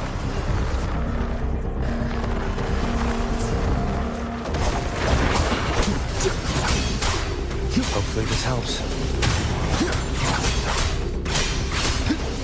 The wicked will face judgment!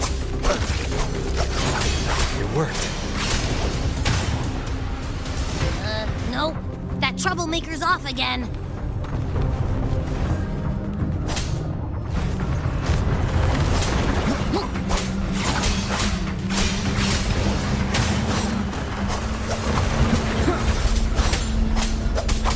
Hopefully this helps. Wind howls, unfettered by bounds!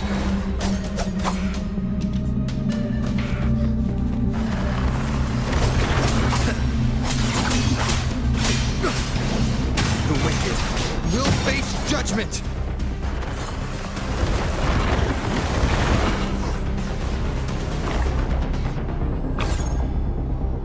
Now it's hiding inside a tacit discord? Boo! Don't worry. We'll flush it out.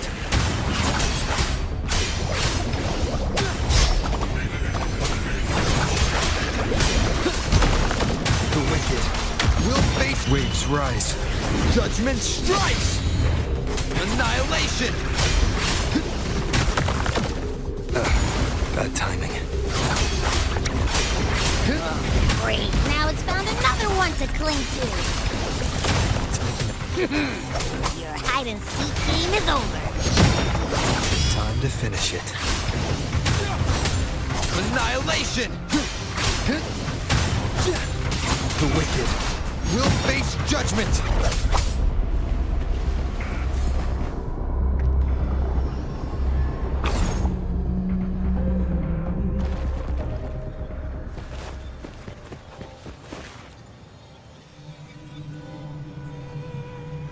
Piece of cloth. It looks like something from a gladiator's gear. But why here? This frequency is something else. Is that the same muddled scent you mentioned before? Well, it's got a bit of that smell, but the fabric's frequency is even stronger. It's not giving in. Kinda like a brave gladiator fighting a monster. I see. That waystone with the missing right arm had a sleeve that was torn. Why don't we take it to the statue? Maybe it will unlock the next clue.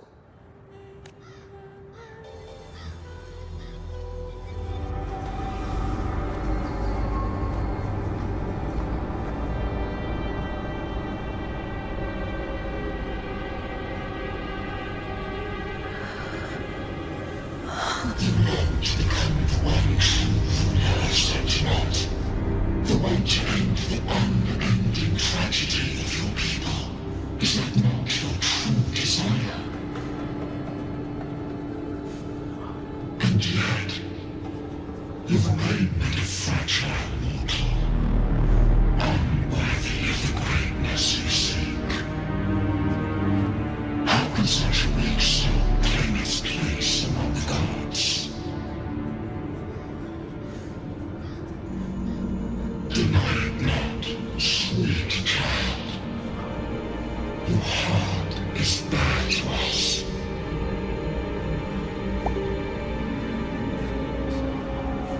Take one more step. Grasp it. Feel it. Embrace it. Awaken this power through your forte, and shed the weakness of your pitiful shell.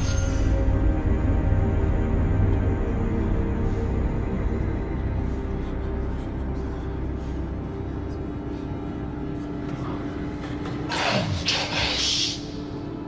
Let divinity crown you in glory and might. Answer our call, and Septimont shall stand eternal, rising above all, with you as its one true sovereign.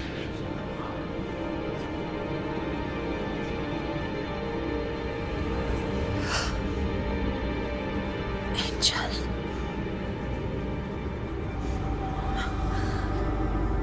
A power granted rather than earned could never truly be mine.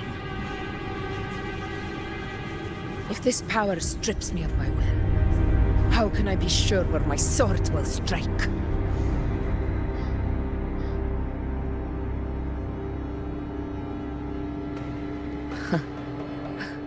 I reject such a gift.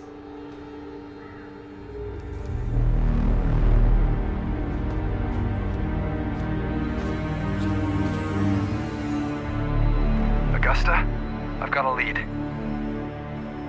Location's on your terminal. I'll wait for you there. Copy. On my way.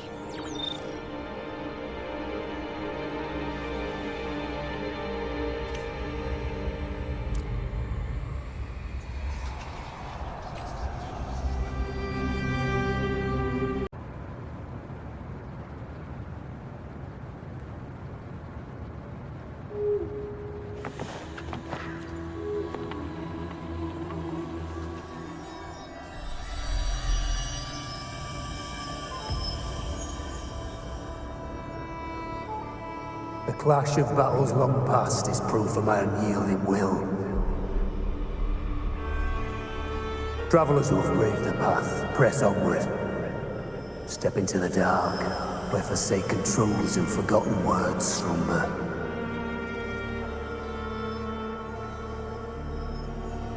This is a Sonoro!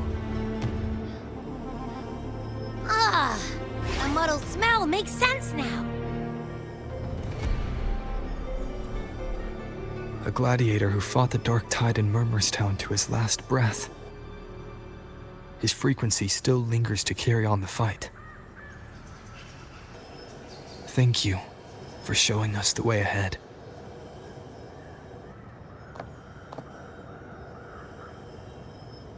Augusta, over here.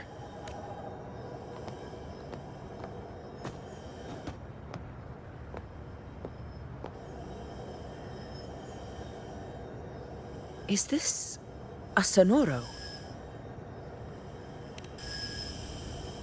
All right, time for Abby's rundown. So, Rover and I were tracking that shadowy monster fella. And I followed its scent right to, this Sonoro. Well, kinda. It's not the exact same scent, it's just really close. It's also kinda muddled. Right. The frequencies the Black Shores detected in both Murmurstown and from the Sovereign are unusually complex.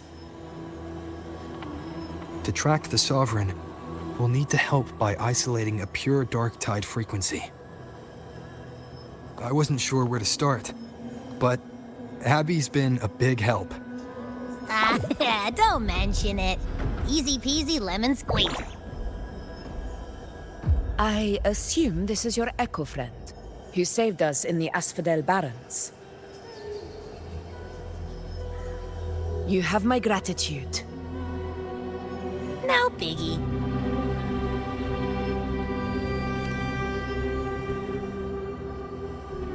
The level of power it showed is indeed questionable for an Echo. But I trust it, as much as I trust you. No need for explanations between allies. Did you hear that? Through me walk the path of glorious ascension. Through me enter the city of eternal bliss. Yet all who enter must first forsake all hope.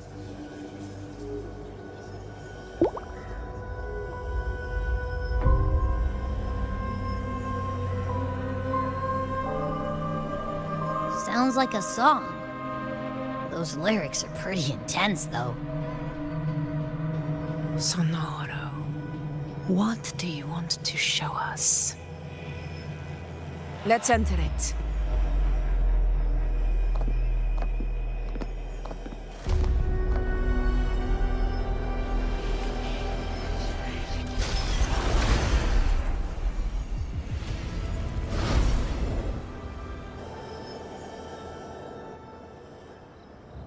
Are we still in Murmurstown?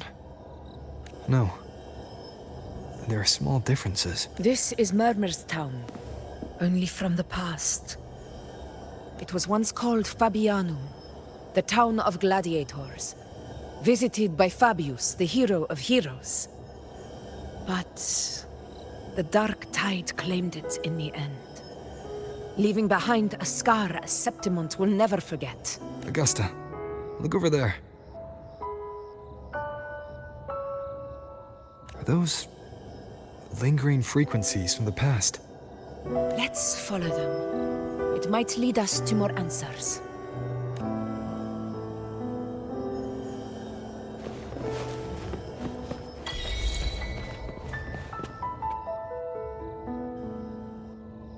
I didn't see you by the Oak Hollow today. You promised we'd go explore Main's Deep together. But don't tell me you got roped into errands again. Sorry. Otto got hurt, and Uncle Philo shot on help at the shop, so I volunteered. But I lost track of time. All right. But isn't it odd how people always come asking you for help? We're children, after all. I don't know. Me neither. I guess it is high tide season. Uncle Philo must be busy at his forge. Even Ma and Pa are busy preparing for the hunt. If only we could find our way to Main's Deep.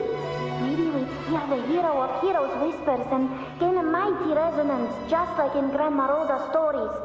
If I were strong enough to join the hunt, maybe Ma and Pa wouldn't have to work themselves to the bone.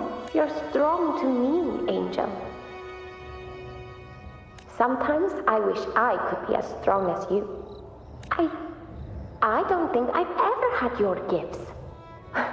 Father always said, you swing a sword fine enough, but your resonance ability is average at best. Not gladiator material. Average? I don't believe that for a second. Come on, your passive mark's there, right? Hey, why are you hesitating? Show me.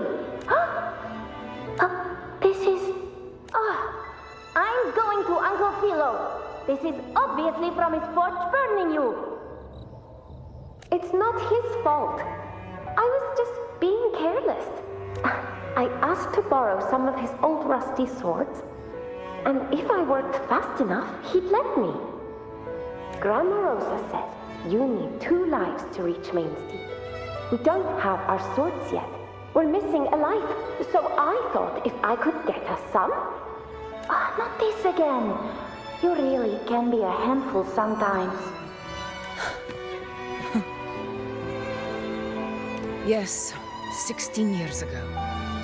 Right before the dark tide hit. Huh? There's that floating thing again! I think it's trying to lead the way for us this time. We should follow it.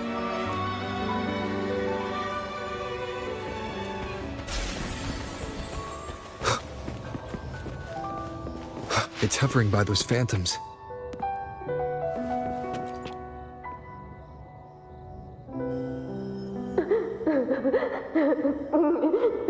There you are. Oh, I was looking everywhere for you. Here, take some of these candies. Grandma Rosa gave them to us.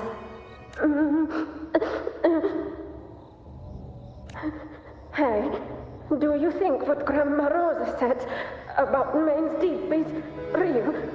Like, if I really had the hero of heroes whisper in Okolo, do you think I could ask them to fix my brother's leg?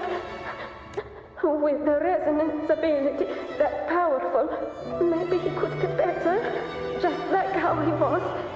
The grown-ups keep saying how awful this dark tide will be. And my brother's leg, it won't heal. They said he'll never be a gladiator now. In that case, why not try your luck in Oak Hollow? You can take my sword. Just make sure to bring it back to Uncle Philo later. But aren't you coming too? There's no extra sword. You can't reach Main's Deep without your sword. It's okay. I'll wait till next time. I'll find a way to get more swords, so everyone can have one. That little girl. Does her voice sound familiar to you? I feel like I've heard it somewhere before.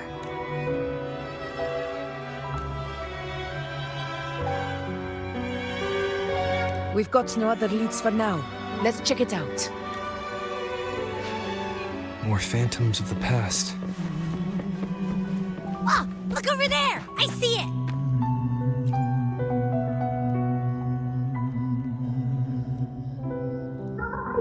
You are there! Oh, you wouldn't believe what happened. It's cutting out. I can't hear what it's saying. Rover, that floating thing. Seems like it's distracted. Something's messing with it, but I can't see what. Feels like, I don't know, like there's an invisible wall cutting us off. Another waystone. That can't be just a coincidence. It led us into the Sonoro. Maybe it can lead us out. You're saying we should use it to leave the Sonoro, and that whatever's messing with us might be coming from outside. Could be. It's worth trying.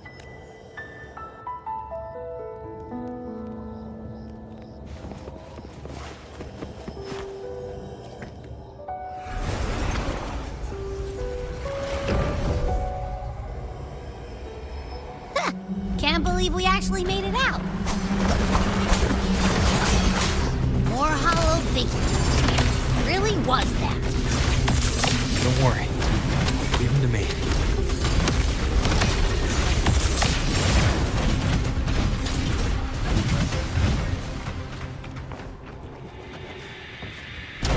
This should work.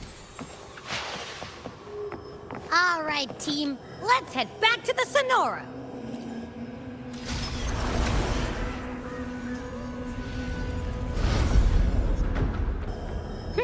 Seems like our little flutterbug has finally calmed down. Huh. Let's go look at the phantoms over there. Oh, I wish you were there, Angel. Oh, you wouldn't believe what happened.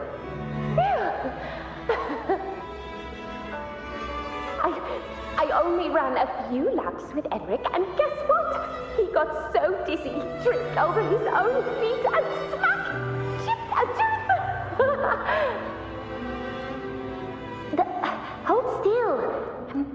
get the salve on. Look at you. Black and blue and still grinning like a goat.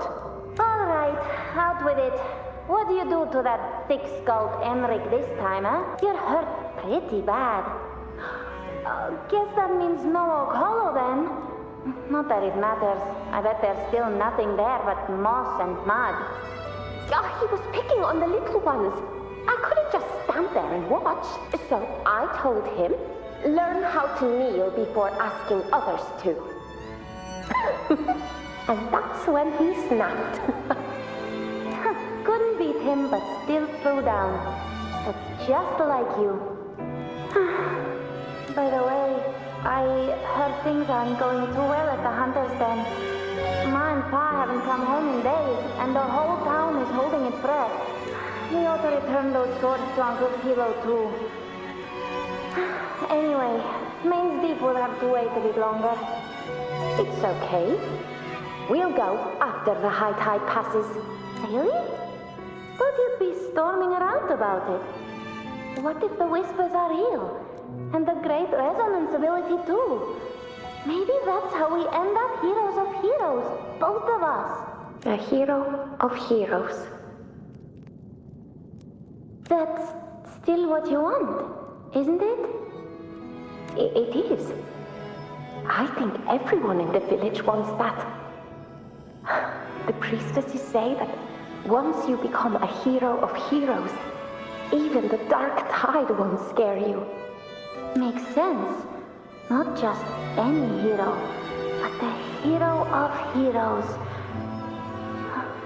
Feels a long way off for us. But maybe it also means making people smile.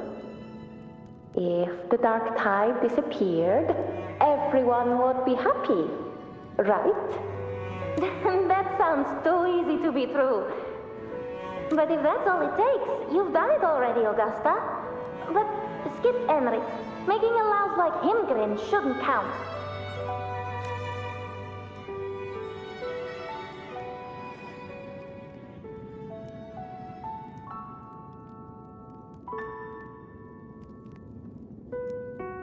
Augusta. That's me. I guess there's no denying it now. I thought I might keep my foolishness as a child from you. So, Murmurstown, Fabianum, is your hometown? Yes. It's been a long time. I never imagined I'd see my past like this.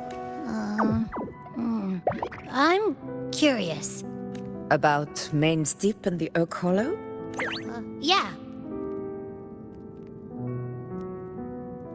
The name Fabianum once stood for glory.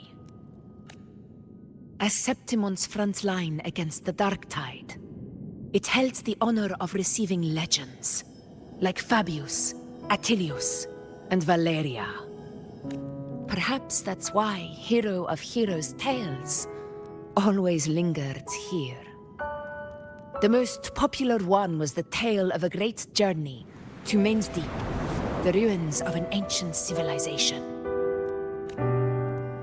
It was said that if you brought 2 lives, yourself and your sword, you'd be granted entry. And within, you'd hear the unceasing whispers of the legendary heroes. Whispers, they say, capable of awakening resonance ability, as mighty as the hero's own. As for the Oak Hollow, said to lead to Main's Deep, just children's tales. No one ever knew if it was real.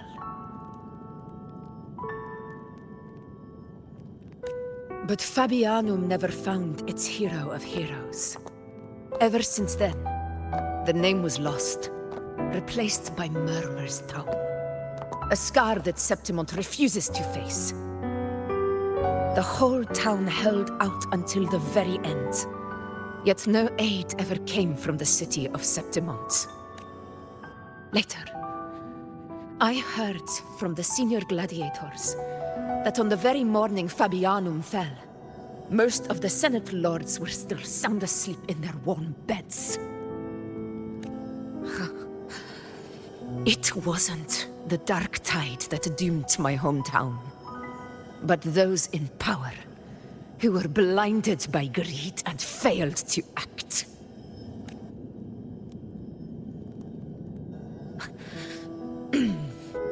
Forgive me.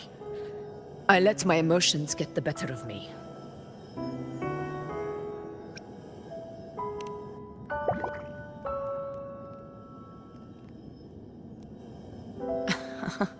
I see. Then perhaps I should spend more time with you, like Iuno once did. Anyway, why did the Sonoro reveal all this to us? Maybe it's helping us find that, pure dark tide frequency? The scent does feel clearer now, less muddled. Or maybe it meant to show us something more.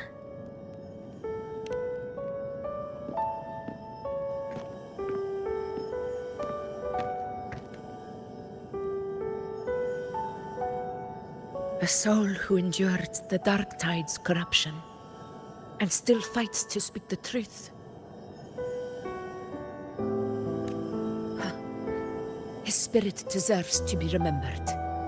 I will go to witness that truth with my own eyes.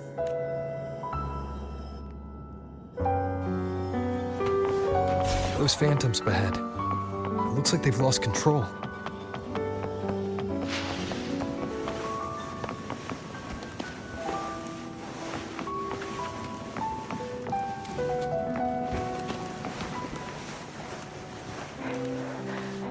Angel? Angel? What happened? You're bleeding. Stay with me. No. There are monsters ever. Just leave me.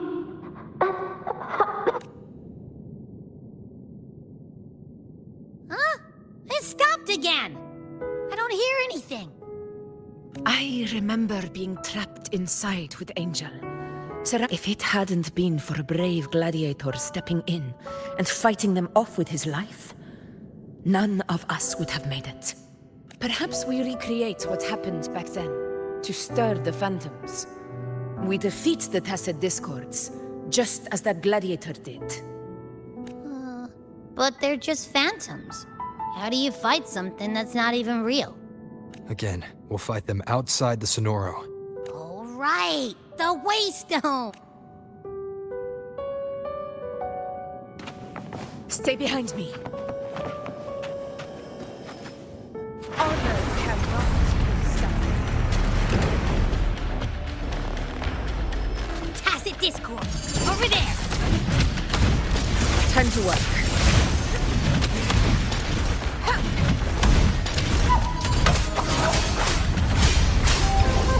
Hopefully this helps. The wicked will face judgment! This is my Let's return to the Sonoro. There's likely something new to see there.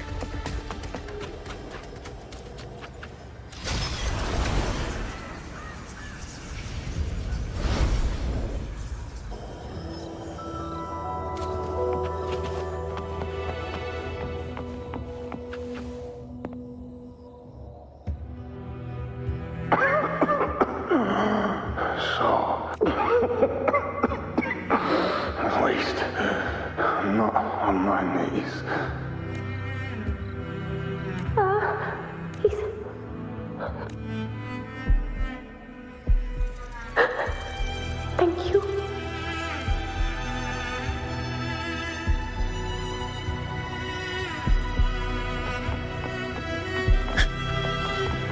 Stay close, Angel. It will be all right.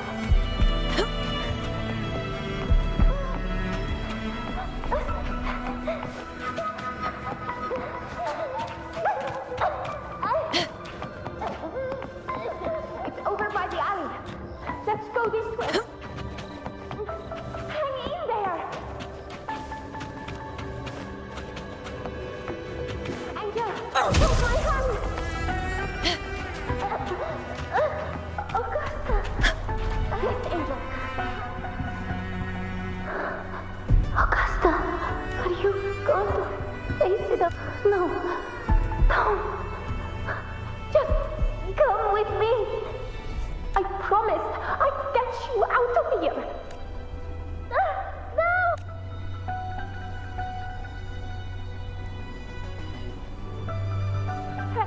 Hey you! Evil monster! Why don't you fight me? I'm not scared. Come on, I'm wide open.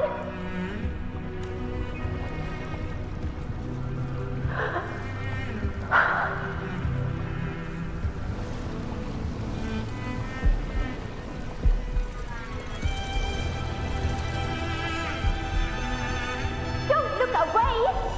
I'm not someone you can ignore. No! Not there! Look at me! I said, look at me! Angel! Angel! The dark tide answers only to strength. Those without it are doomed to be forsaken. Augusta, my brave yet fragile child, just you long to become a hero, to reign by might.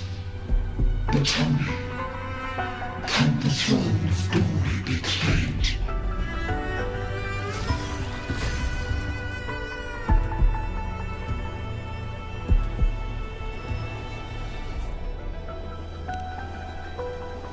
The dark tide paid me no mind. Its target was always Angel. And the whispers, they were real, but not as the legends promised.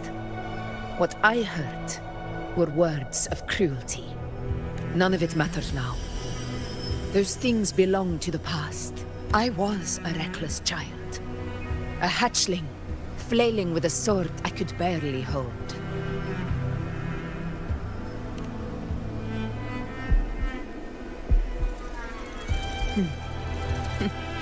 True.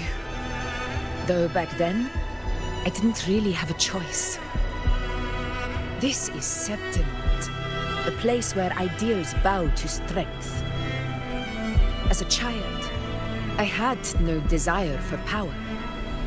But in the city of Septimont, if I wished to rise beyond my origin and silence arrogance dressed in fame and fortune, I had no other path. Now, my strength speaks in my stead, and my blade cuts down every slander, all but prejudice.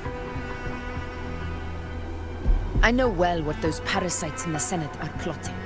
Draped in the Temple's name, they manipulate public opinion to secure themselves a place on Capitolini Hill. But their absurd schemes betray only fear. Too afraid to face me, they skulk in the shadows, hoping empty prophecies might bring me to my knees.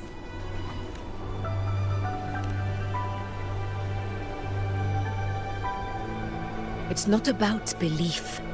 It's about not fearing them. The dark tide still haunts Septimont.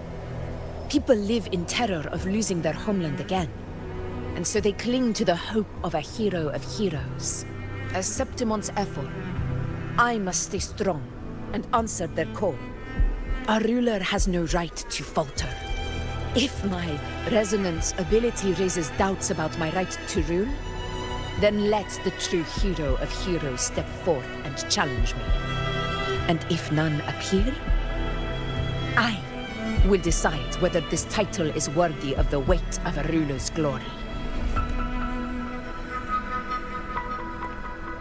One of the prophecies speaks of a hero of heroes, wielding extraordinary power, rising from the dark tides.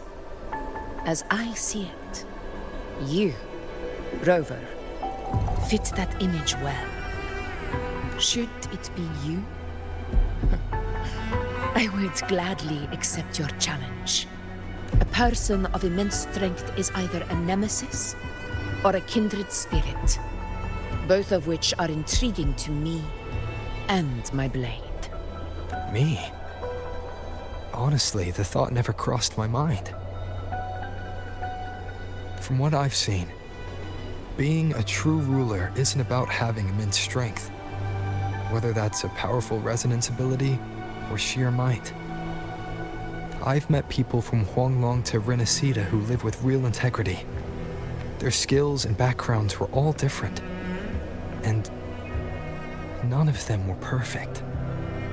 But what defines them isn't strength or anything that can be measured. It's the spirit they were born with. Resilient, unyielding. That can't be stolen. Believe me, Augusta. I see that same spirit in you. I see. Iuno once said something similar to me.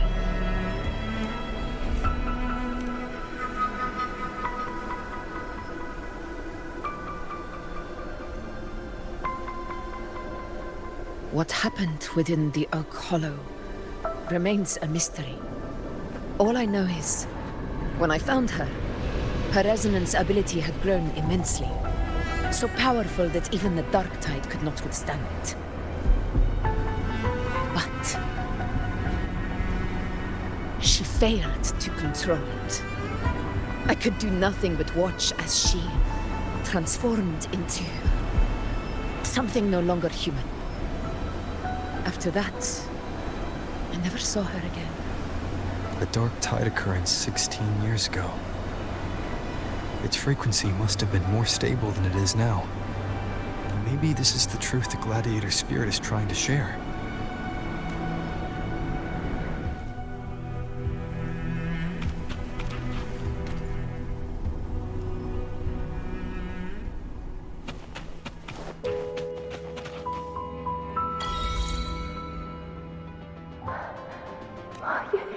You defeated the Dark Tide!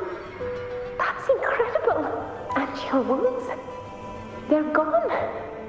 Thank goodness! Angel! Are you...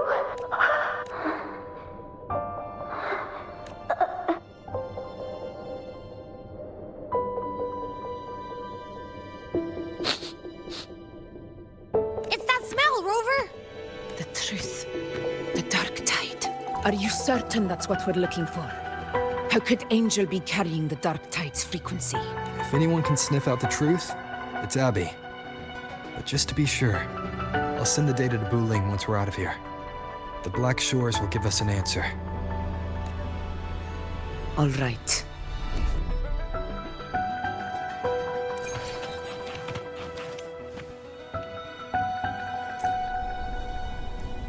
Stay behind me.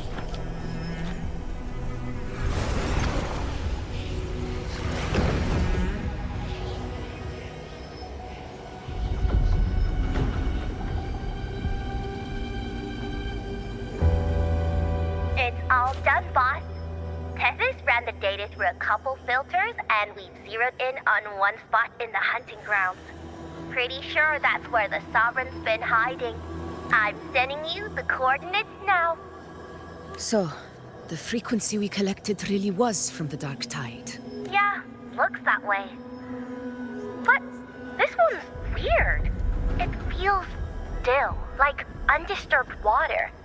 Quiet like it's asleep. Basically, nothing is disturbing it. If I had to describe it, I'd say, on its own, it's not as dangerous as the Dark Tide. But if it got mixed with another forte and stirred up, well, who knows what kind of explosion of... Angel and the Dark Tide. Understood. Let's go, Rover. Time to meet our prey. I'll tell the others to meet at that location.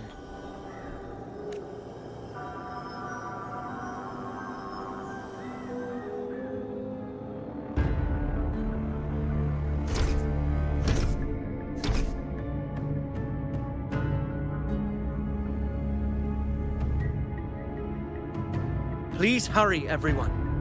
The anchor stone must be in place before the Sovereign's hunt begins. Such devotion. Forgive me, but you seem to forget your place, Avidius.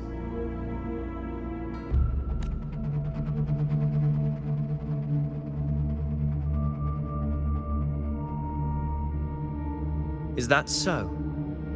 Perhaps you'd like to remind me, my lord.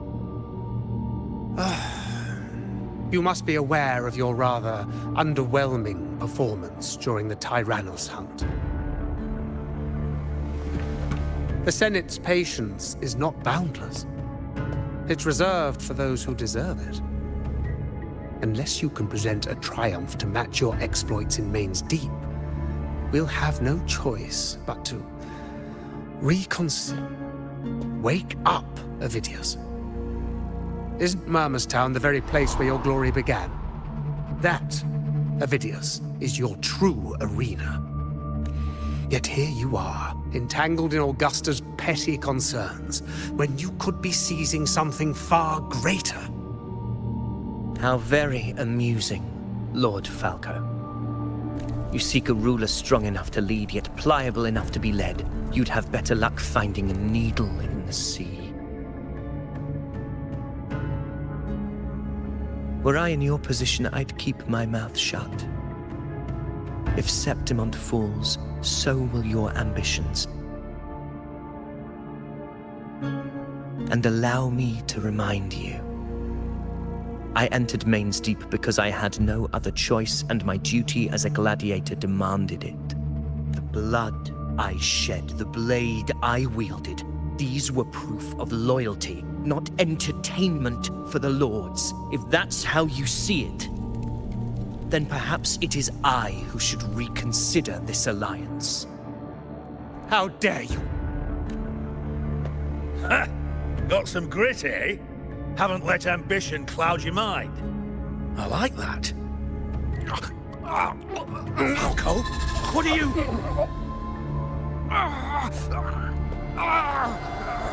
Watch out!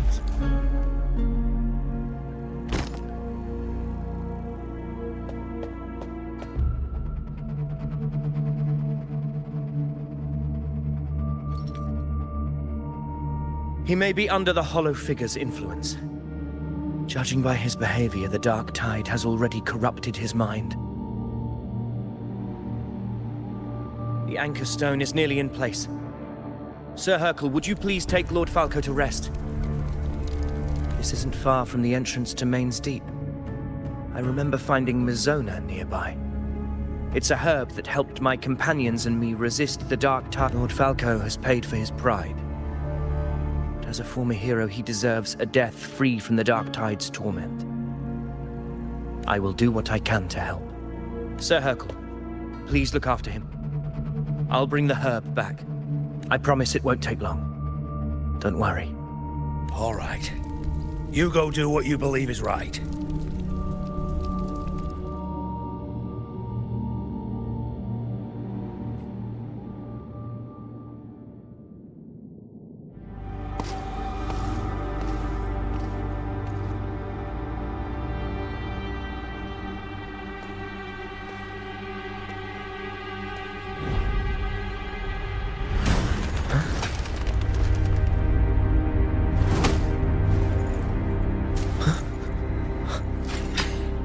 It be?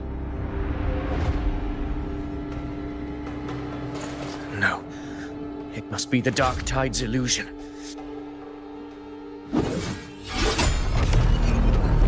This wall. No. It can't be. My fellow gladiators, our prey has finally revealed itself. Move to the marked coordinates. It's time to hunt.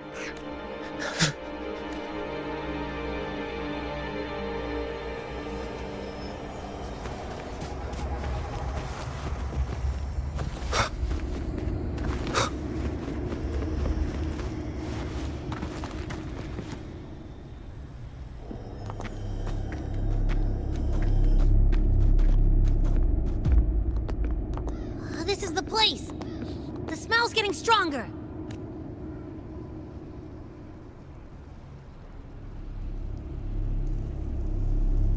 No traces of the Sovereign. It must be hiding again. We must force it to show itself. Perhaps this could work.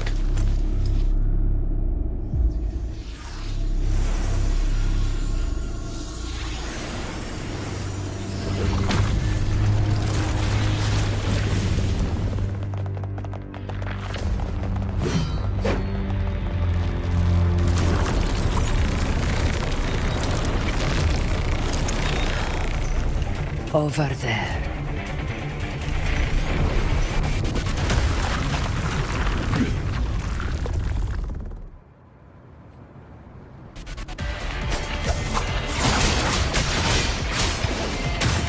In control. Roars of conquest. Wind rises! Hopefully this helps.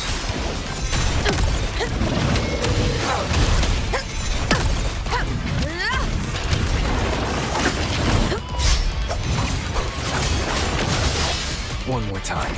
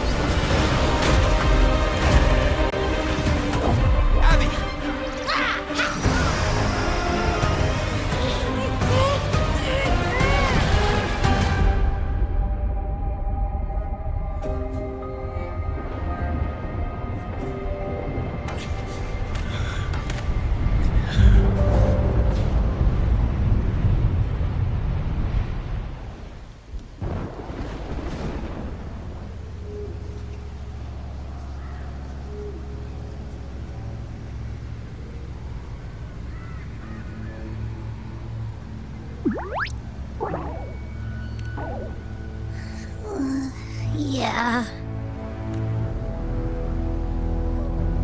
But my belly is full.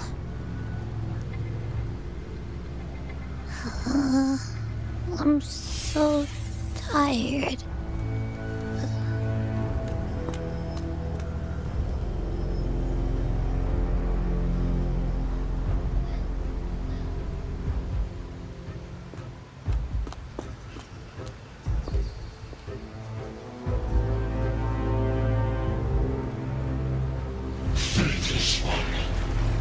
This cloaking fuse shall now become the blade that strikes you down.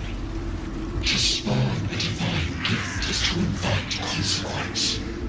And divinity offers mercy but once. Augusta! Augusta!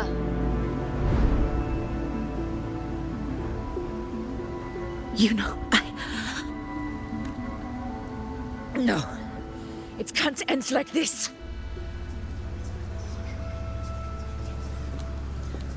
All able units, split into 2 teams. One will escort the wounded back to base, while the other prepares supplies and maintains position.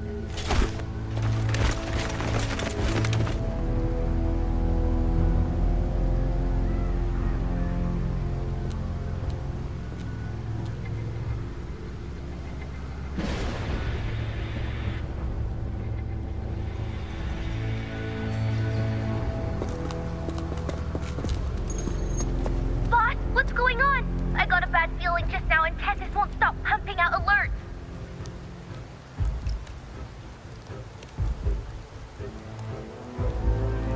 Uh-huh. Figures. That area you're in has buried many warriors. For the Sovereign, it's like having a free buffet. And sure enough, you blink and it's already swallowed up all the surrounding frequencies. Now it's a real nightmare. That said, the situation's bad, no doubt, but we're not out of moves yet. Start tide isn't spreading at full speed. If we act fast and find the Sovereign's weak spot, we might just pull a miracle for Renacita. Let's see. Fire under earth, light be blocked. That's it! Tethys is showing messy internal frequencies and unstable structures. Looks like after stuffing itself with all those frequencies, the Sovereign's completely screwed. If we can stir up the mess in its gut, even with something small, we might just throw him off balance. And then maybe we can wrest the Earth-rend wedge back and readjust it.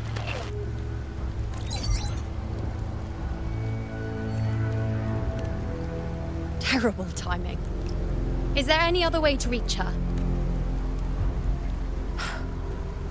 Its the entire frequency range is under its control. In other words, we're completely cut off here. How vexing. The dark tide's inside. If we feed that monster something else. Right, the anchor stone. You're suggesting we let the Sovereign absorb the anchor stone. If it were... Very sharp. But before we act, there are two things we need to prepare. First, we need to get the Sovereign to open up and swallow the anchor stone like a good boy. That will be on you and Augusta, Rover. Second, the dark tide itself must be stabilized to keep the Sovereign nice and solid.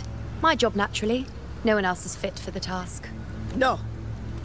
The Sovereign is far stronger than before. And you've only just recovered. There's no way you can take on that much resonance energy at once. I'm not made of glass, Augusta.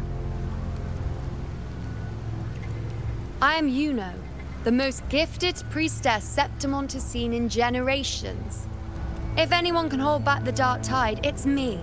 And I'm not going to fall on you that easily. Besides, the sacred flames already showed me my end. In the warmth of spring, surrounded by white flowers, with gentle eyes watching over me. But that day is still far from today. At worst, I'll just need more time to recover. Everything's going to be all right. I promise. Then it's settled. I'll let you prepare. Just give me a signal when you're near the Earth-render. I won't be able to hold the Sovereign's form for long, so make the most of that window.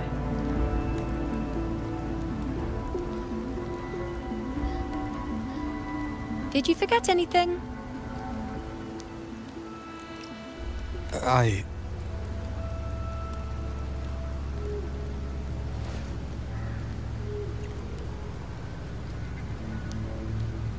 Useful, isn't it? Keep it close. No matter where you go, a part of me goes with you. Got it?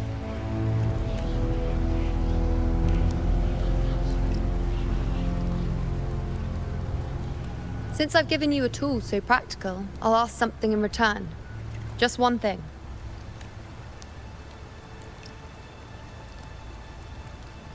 Promise me you'll stay by Augusta's side and face whatever destiny sets upon you, together. This isn't a command or a suggestion, it's a personal request. Only you can do this. Iuno. I think I understand what the unknowable void in your fate really means. It's not nothingness, Rover. All along, it's represented a future that can't be defined by anything but your own will.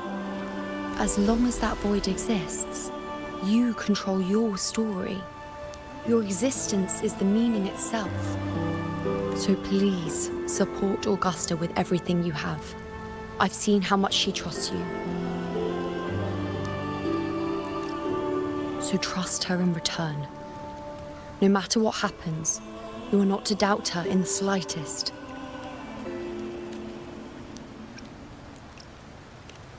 That's the spirit. All right, you two. Stop standing around and get moving.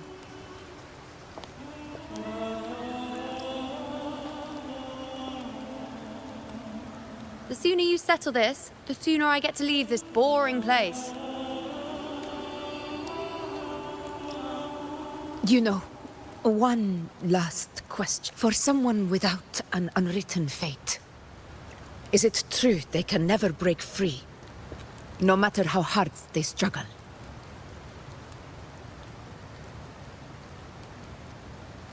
I don't know.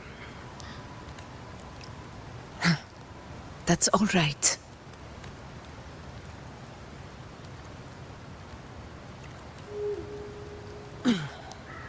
Let's go, Rover.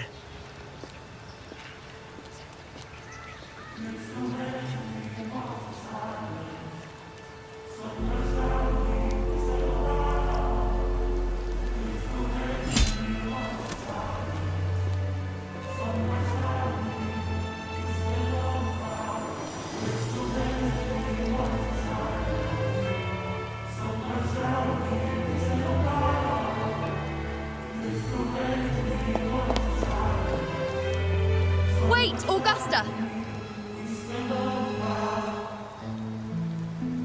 I've been thinking. Our final fate might already be written, but how we walk that path is up to us. We as humans are meant to carve our own way forward.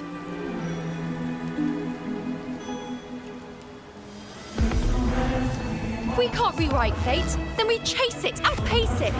Then when we catch up, we'll smack it right in the face.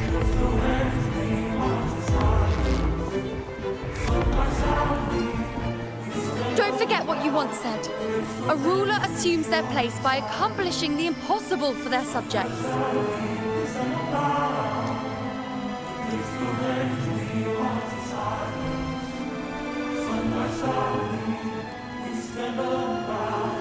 Let's head to the borders of Myrna's town, Rover. The anchor stone Avidius and the others set there could come in handy.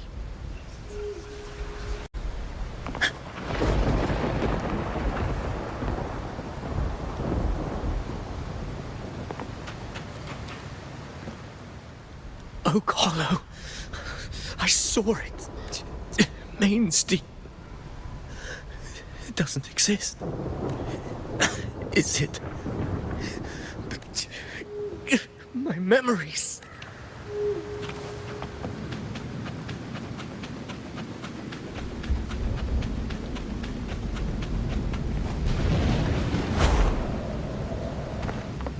Stay behind me.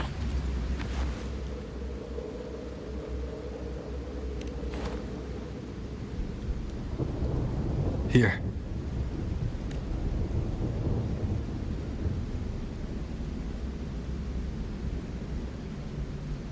Why did you... Bulling mentioned even something small could have a great influence. The small come. Stand with me to face our reckoning. Let this small thing pry open the cracks in...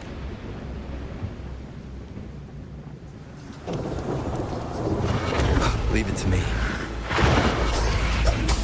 Roars of conquest!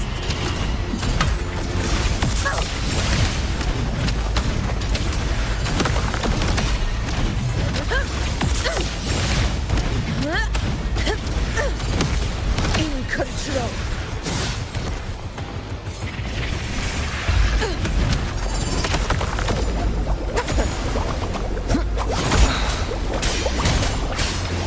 Hopefully this helps.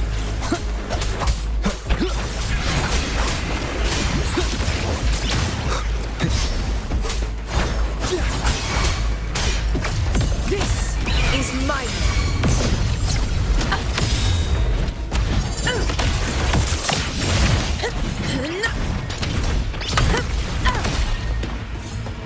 Stay behind me. Honor cannot be silent.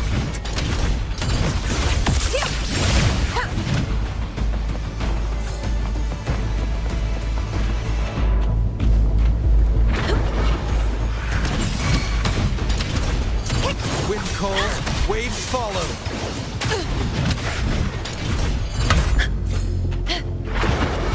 The Aegon begins. Roars of thunder! Seed of my triumph! The wicked. Hopefully this helps. Wind howls. unfettered by bounds! Fight by my side! Never surrender. Stay behind me.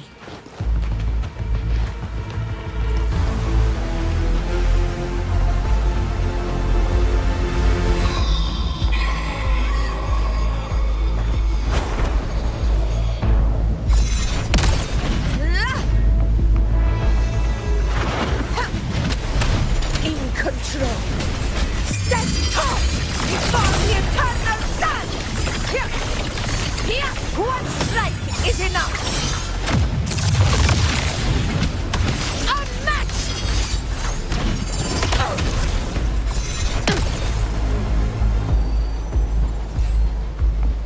Stay behind me.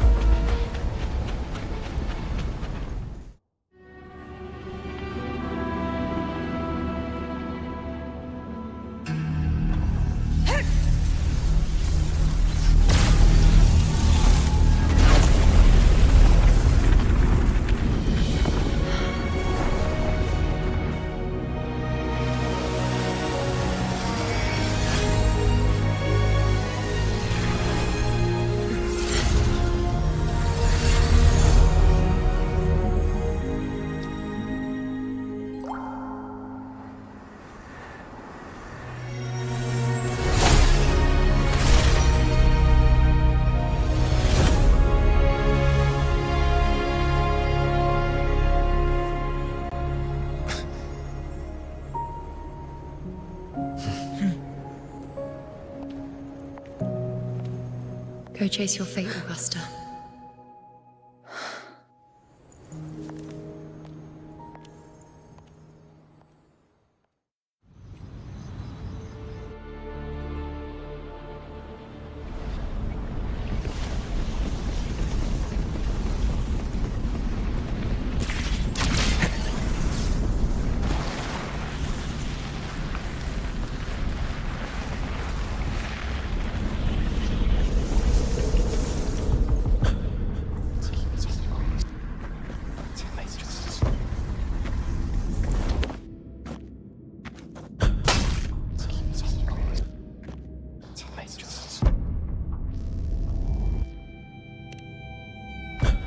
Nothing, just something on my mind. Do you still remember what the Whispers told me 16 years ago? The Dark Tide answers only to strength. Those without it are doomed to be forsaken. Now I think of it, it is rather interesting. I've never told anyone this before. But ever since the Dark Tide decided to forsake me, those broken whispers have never left. They echoed in every battle, telling me when to dodge, when to strike.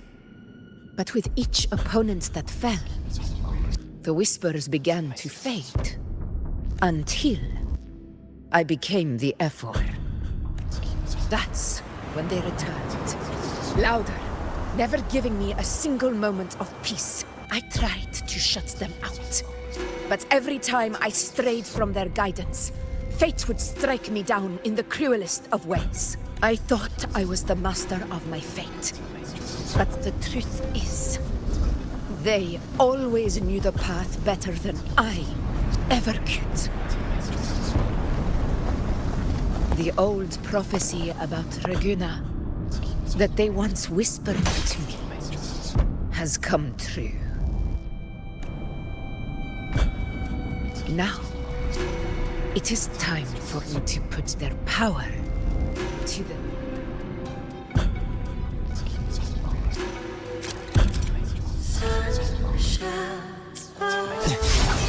What? What exactly do you want to do, Augusta?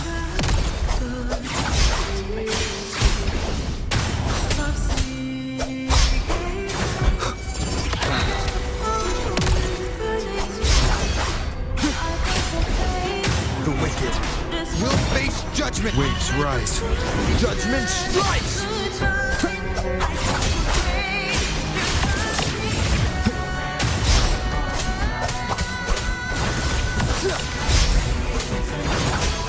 Hopefully this helps.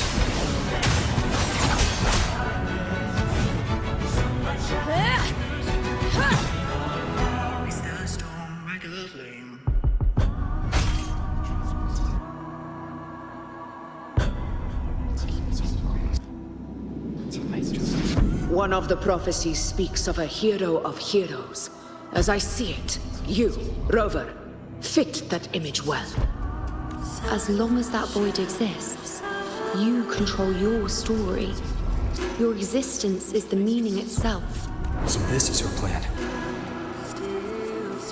Using this battle to mark me a hero of heroes so the temple's prophecy will be fulfilled. Augusta. Give everything, Rover. I have realized this is the duty I must fulfill. Ha! That's it. Show me your strength. The one who stands beside me for the throne is you. And only you.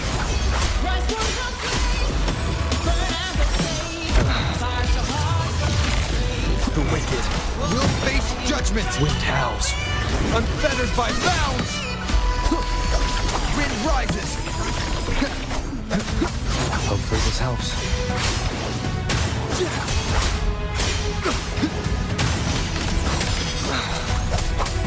The wicked will face judgment.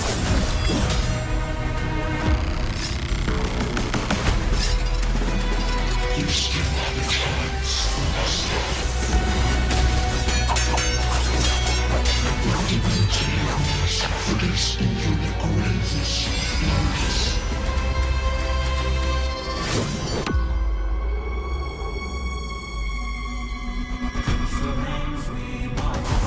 Resist no longer. Do not waver. Step with this power. Did you rise as the one true ruler of Septimont?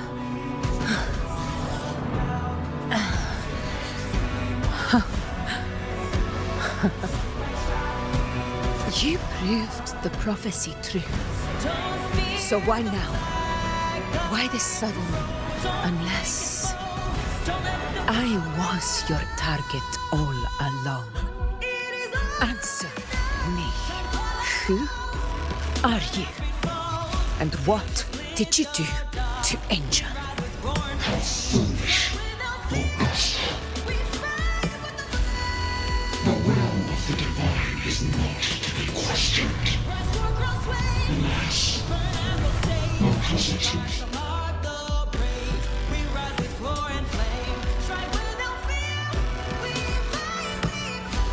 Rover,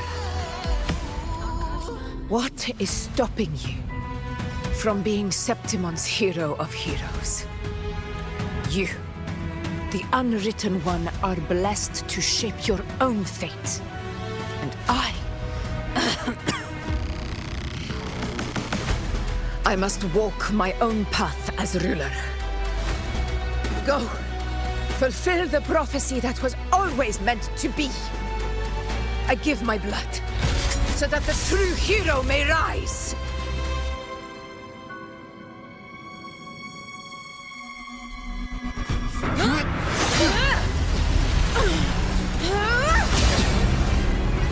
Raise faithless one. Receive the judgment of the hands.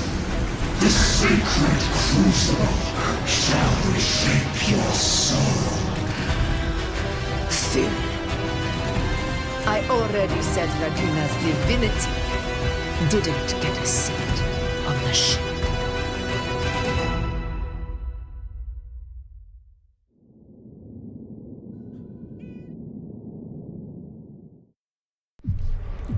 This is your end, Augusta.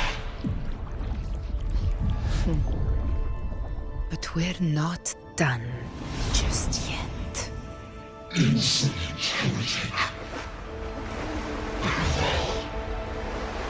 If this is what you want, we shall grant you an endless abyss of despair. My sword. Kato. Where's my sword? What haunts you, my teacher? A hero shouldn't fall to the dark tide. I need my sword to fight back.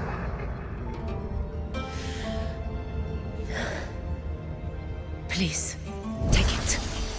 Take it and fight for what you believe in. Pointless empathy.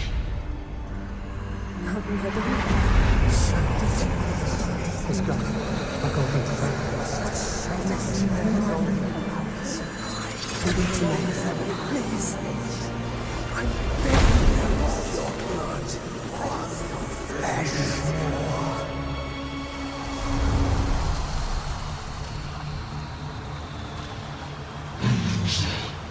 Left with nothing.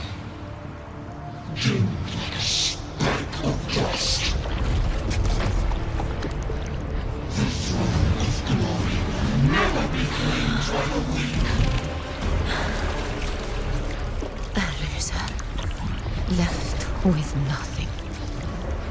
How wrong you are. My lady. People follow. Allow me to join you. For it never fails to light their way. This is how I will show you with my own fist!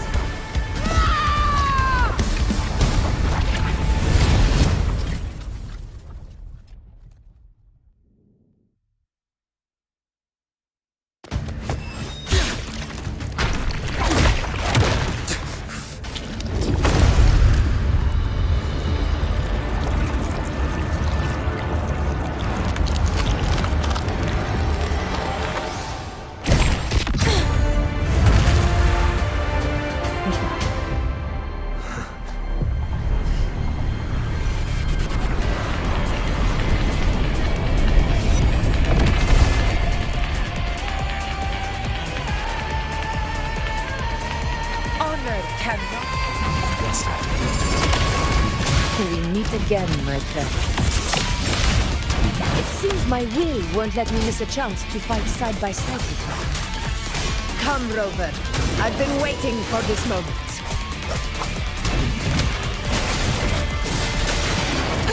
Roars of conquest!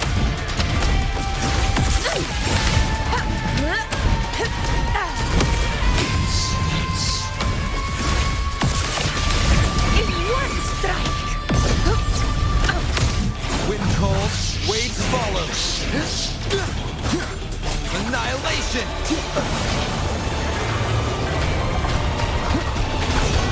Waves rise. Judgment strikes! Conquest begins now. In control. Our Lord! Septimont! My valor never fails! So, it's finally come to this. Good. This is how a true battle should be. Rover, fight by my side. This time, the blade of victory shall pierce the hollow sovereign's heart.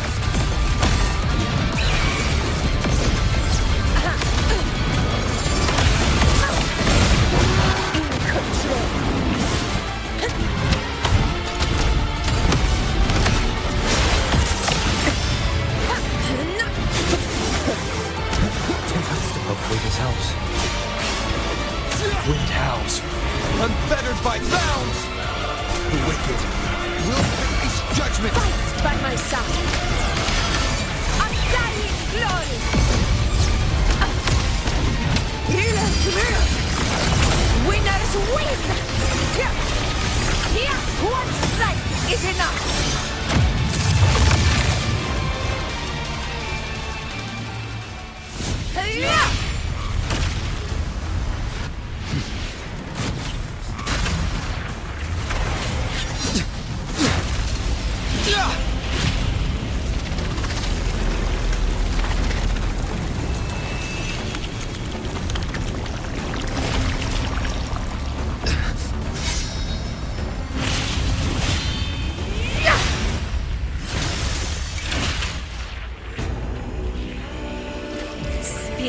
lost to the dark tide. I hear your cries. Join me in battle! Let that false divinity witness what true heroes are! What it means to wield unshakable power!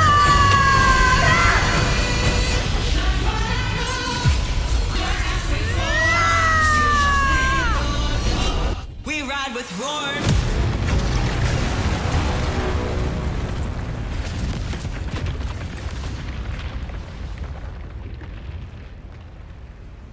Every move of dice is settled.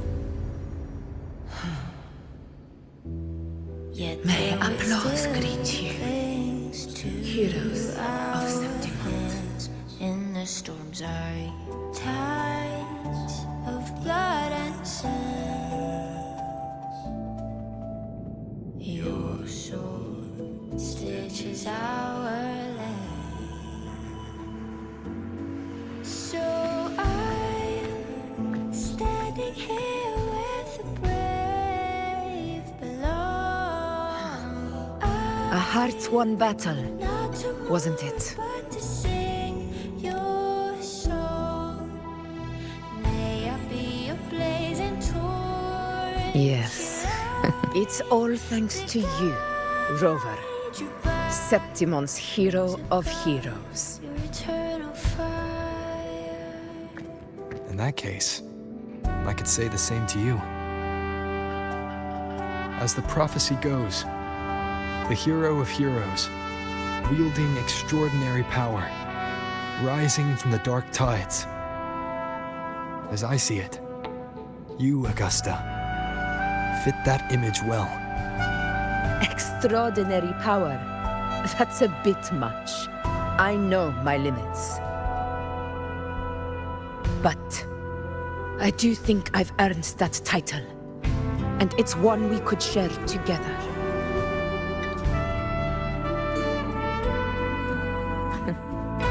Besides, the temple never said there could only be one hero of heroes. What really happened to you in the dark tide? I thought you might have... It wasn't a pleasant experience. But in a strange way, it was refreshing. If you want to hear the full story, I'll tell you another time. But back inside the dark tide, I think the lost frequencies were always guiding me, shaping who I was becoming. Even trapped in that abyss of despair, those fallen heroes never gave up. They lit a faint, warm light in the dark for me. And you, along with everyone who stood by me. Without you, we couldn't have won this battle.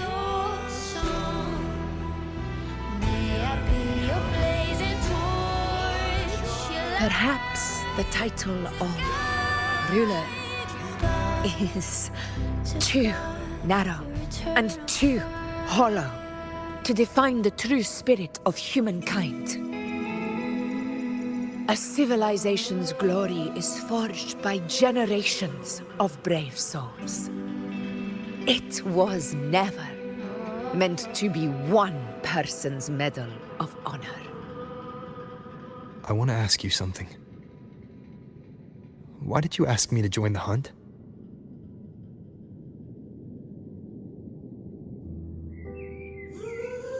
Because my warriors and I wanted to fight beside someone like you. And that hasn't changed. But I will be honest. Part of it was because of your unwritten fate. I'd been preparing for this hunt for a long time. At first, all we had were a few vague glimpses from the priestesses, and a handful of prophetic murals. No one knew when or how the disaster would strike. And then you showed up. You've surely seen the unfinished mural in the temple, the blank wall and the unwritten fate. So I took a gamble, believing you were the key to this hunt. I couldn't explain it back then, not when I wasn't certain myself. But in the end, we realized what that blank represents. And my gamble paid off. The one who deserves to be a hero of heroes, with power over the Earthrend Wedge. Thank you for your trust.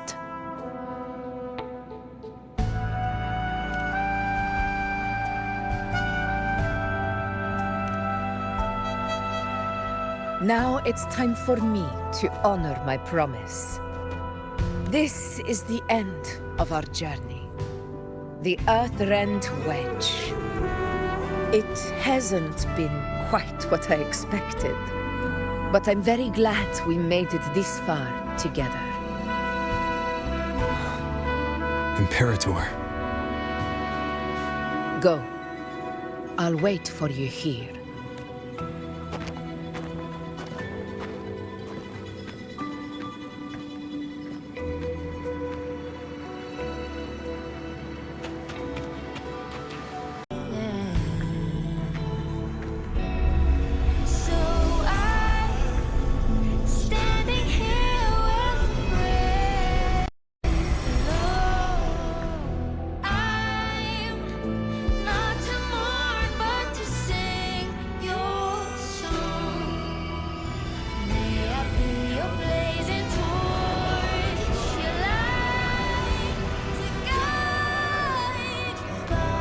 Discord. This warmth. I feel you, Imperator.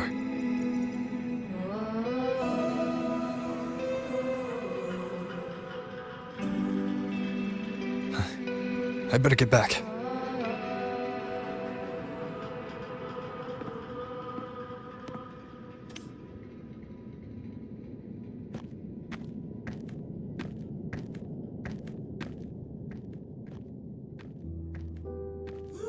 Did you find what you seek?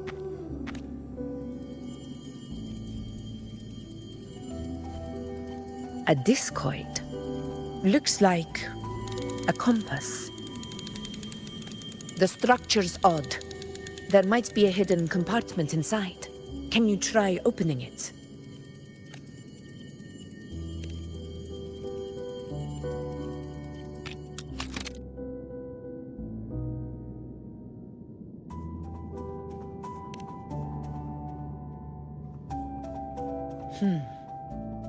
If this relic was left by the Sentinel, brute force won't get us anywhere. We'll need a different approach. Maybe a special key, a mechanism, or a password? Any ideas? There's a friend of mine who, well, she knows a lot about Imperator.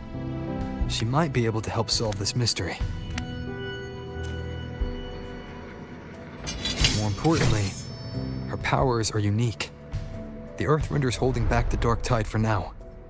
But those sudden outbreaks and the way it's fixated on you, it's not just a coincidence.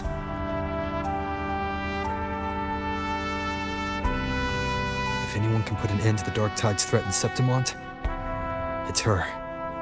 Sounds like someone worth meeting. Do introduce me later. I'm curious what kind of person she is. But one thing I'm sure of, she must be a formidable opponent, and a figure to be respected. Like you. You two share a lot in common, actually. I think you'd get along. I'll reach out to her once we're back. She wasn't able to travel before due to some unavoidable reasons. But now, I think the timing's right. All right. Let's set all this aside and enjoy the victory we've earned. There's probably a bonfire roaring at the encampment by now. Rover, it's time to return to those waiting for us. Yet their weight still clings to our... We won this battle, but the war is far from over. The road ahead still steeped in blood and thorns. But with you, and everyone who stood beside us, the banner of Septimont will never fall.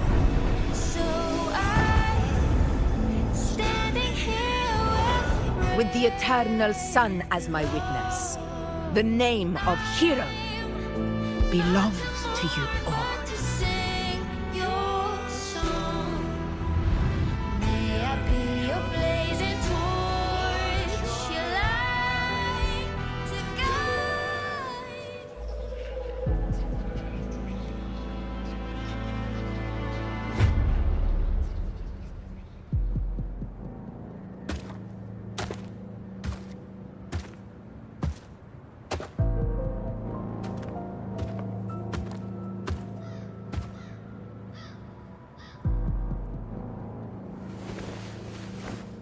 What a beautiful ending, my near-perfect protagonist.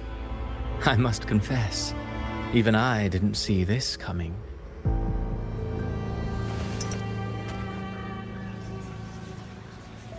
Should this be your final act? No. No, allow me this small indulgence as your creator.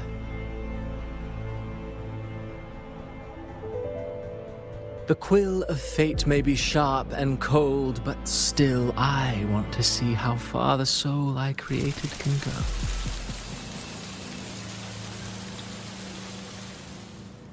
After all, it's the stories that sink deepest into the mire that stir the heart most, don't you think?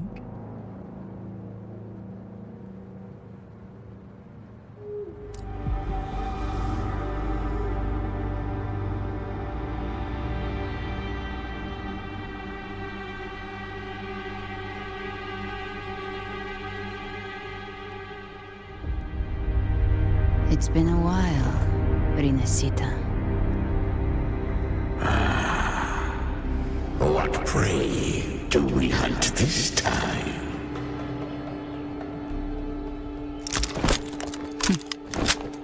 The Trenodian.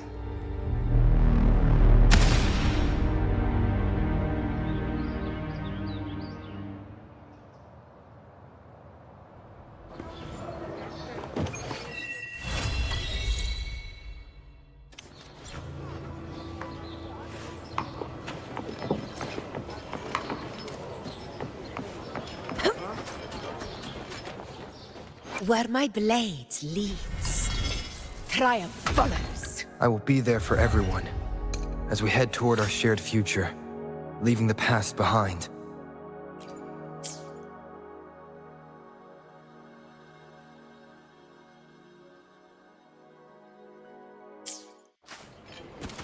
Stay behind me.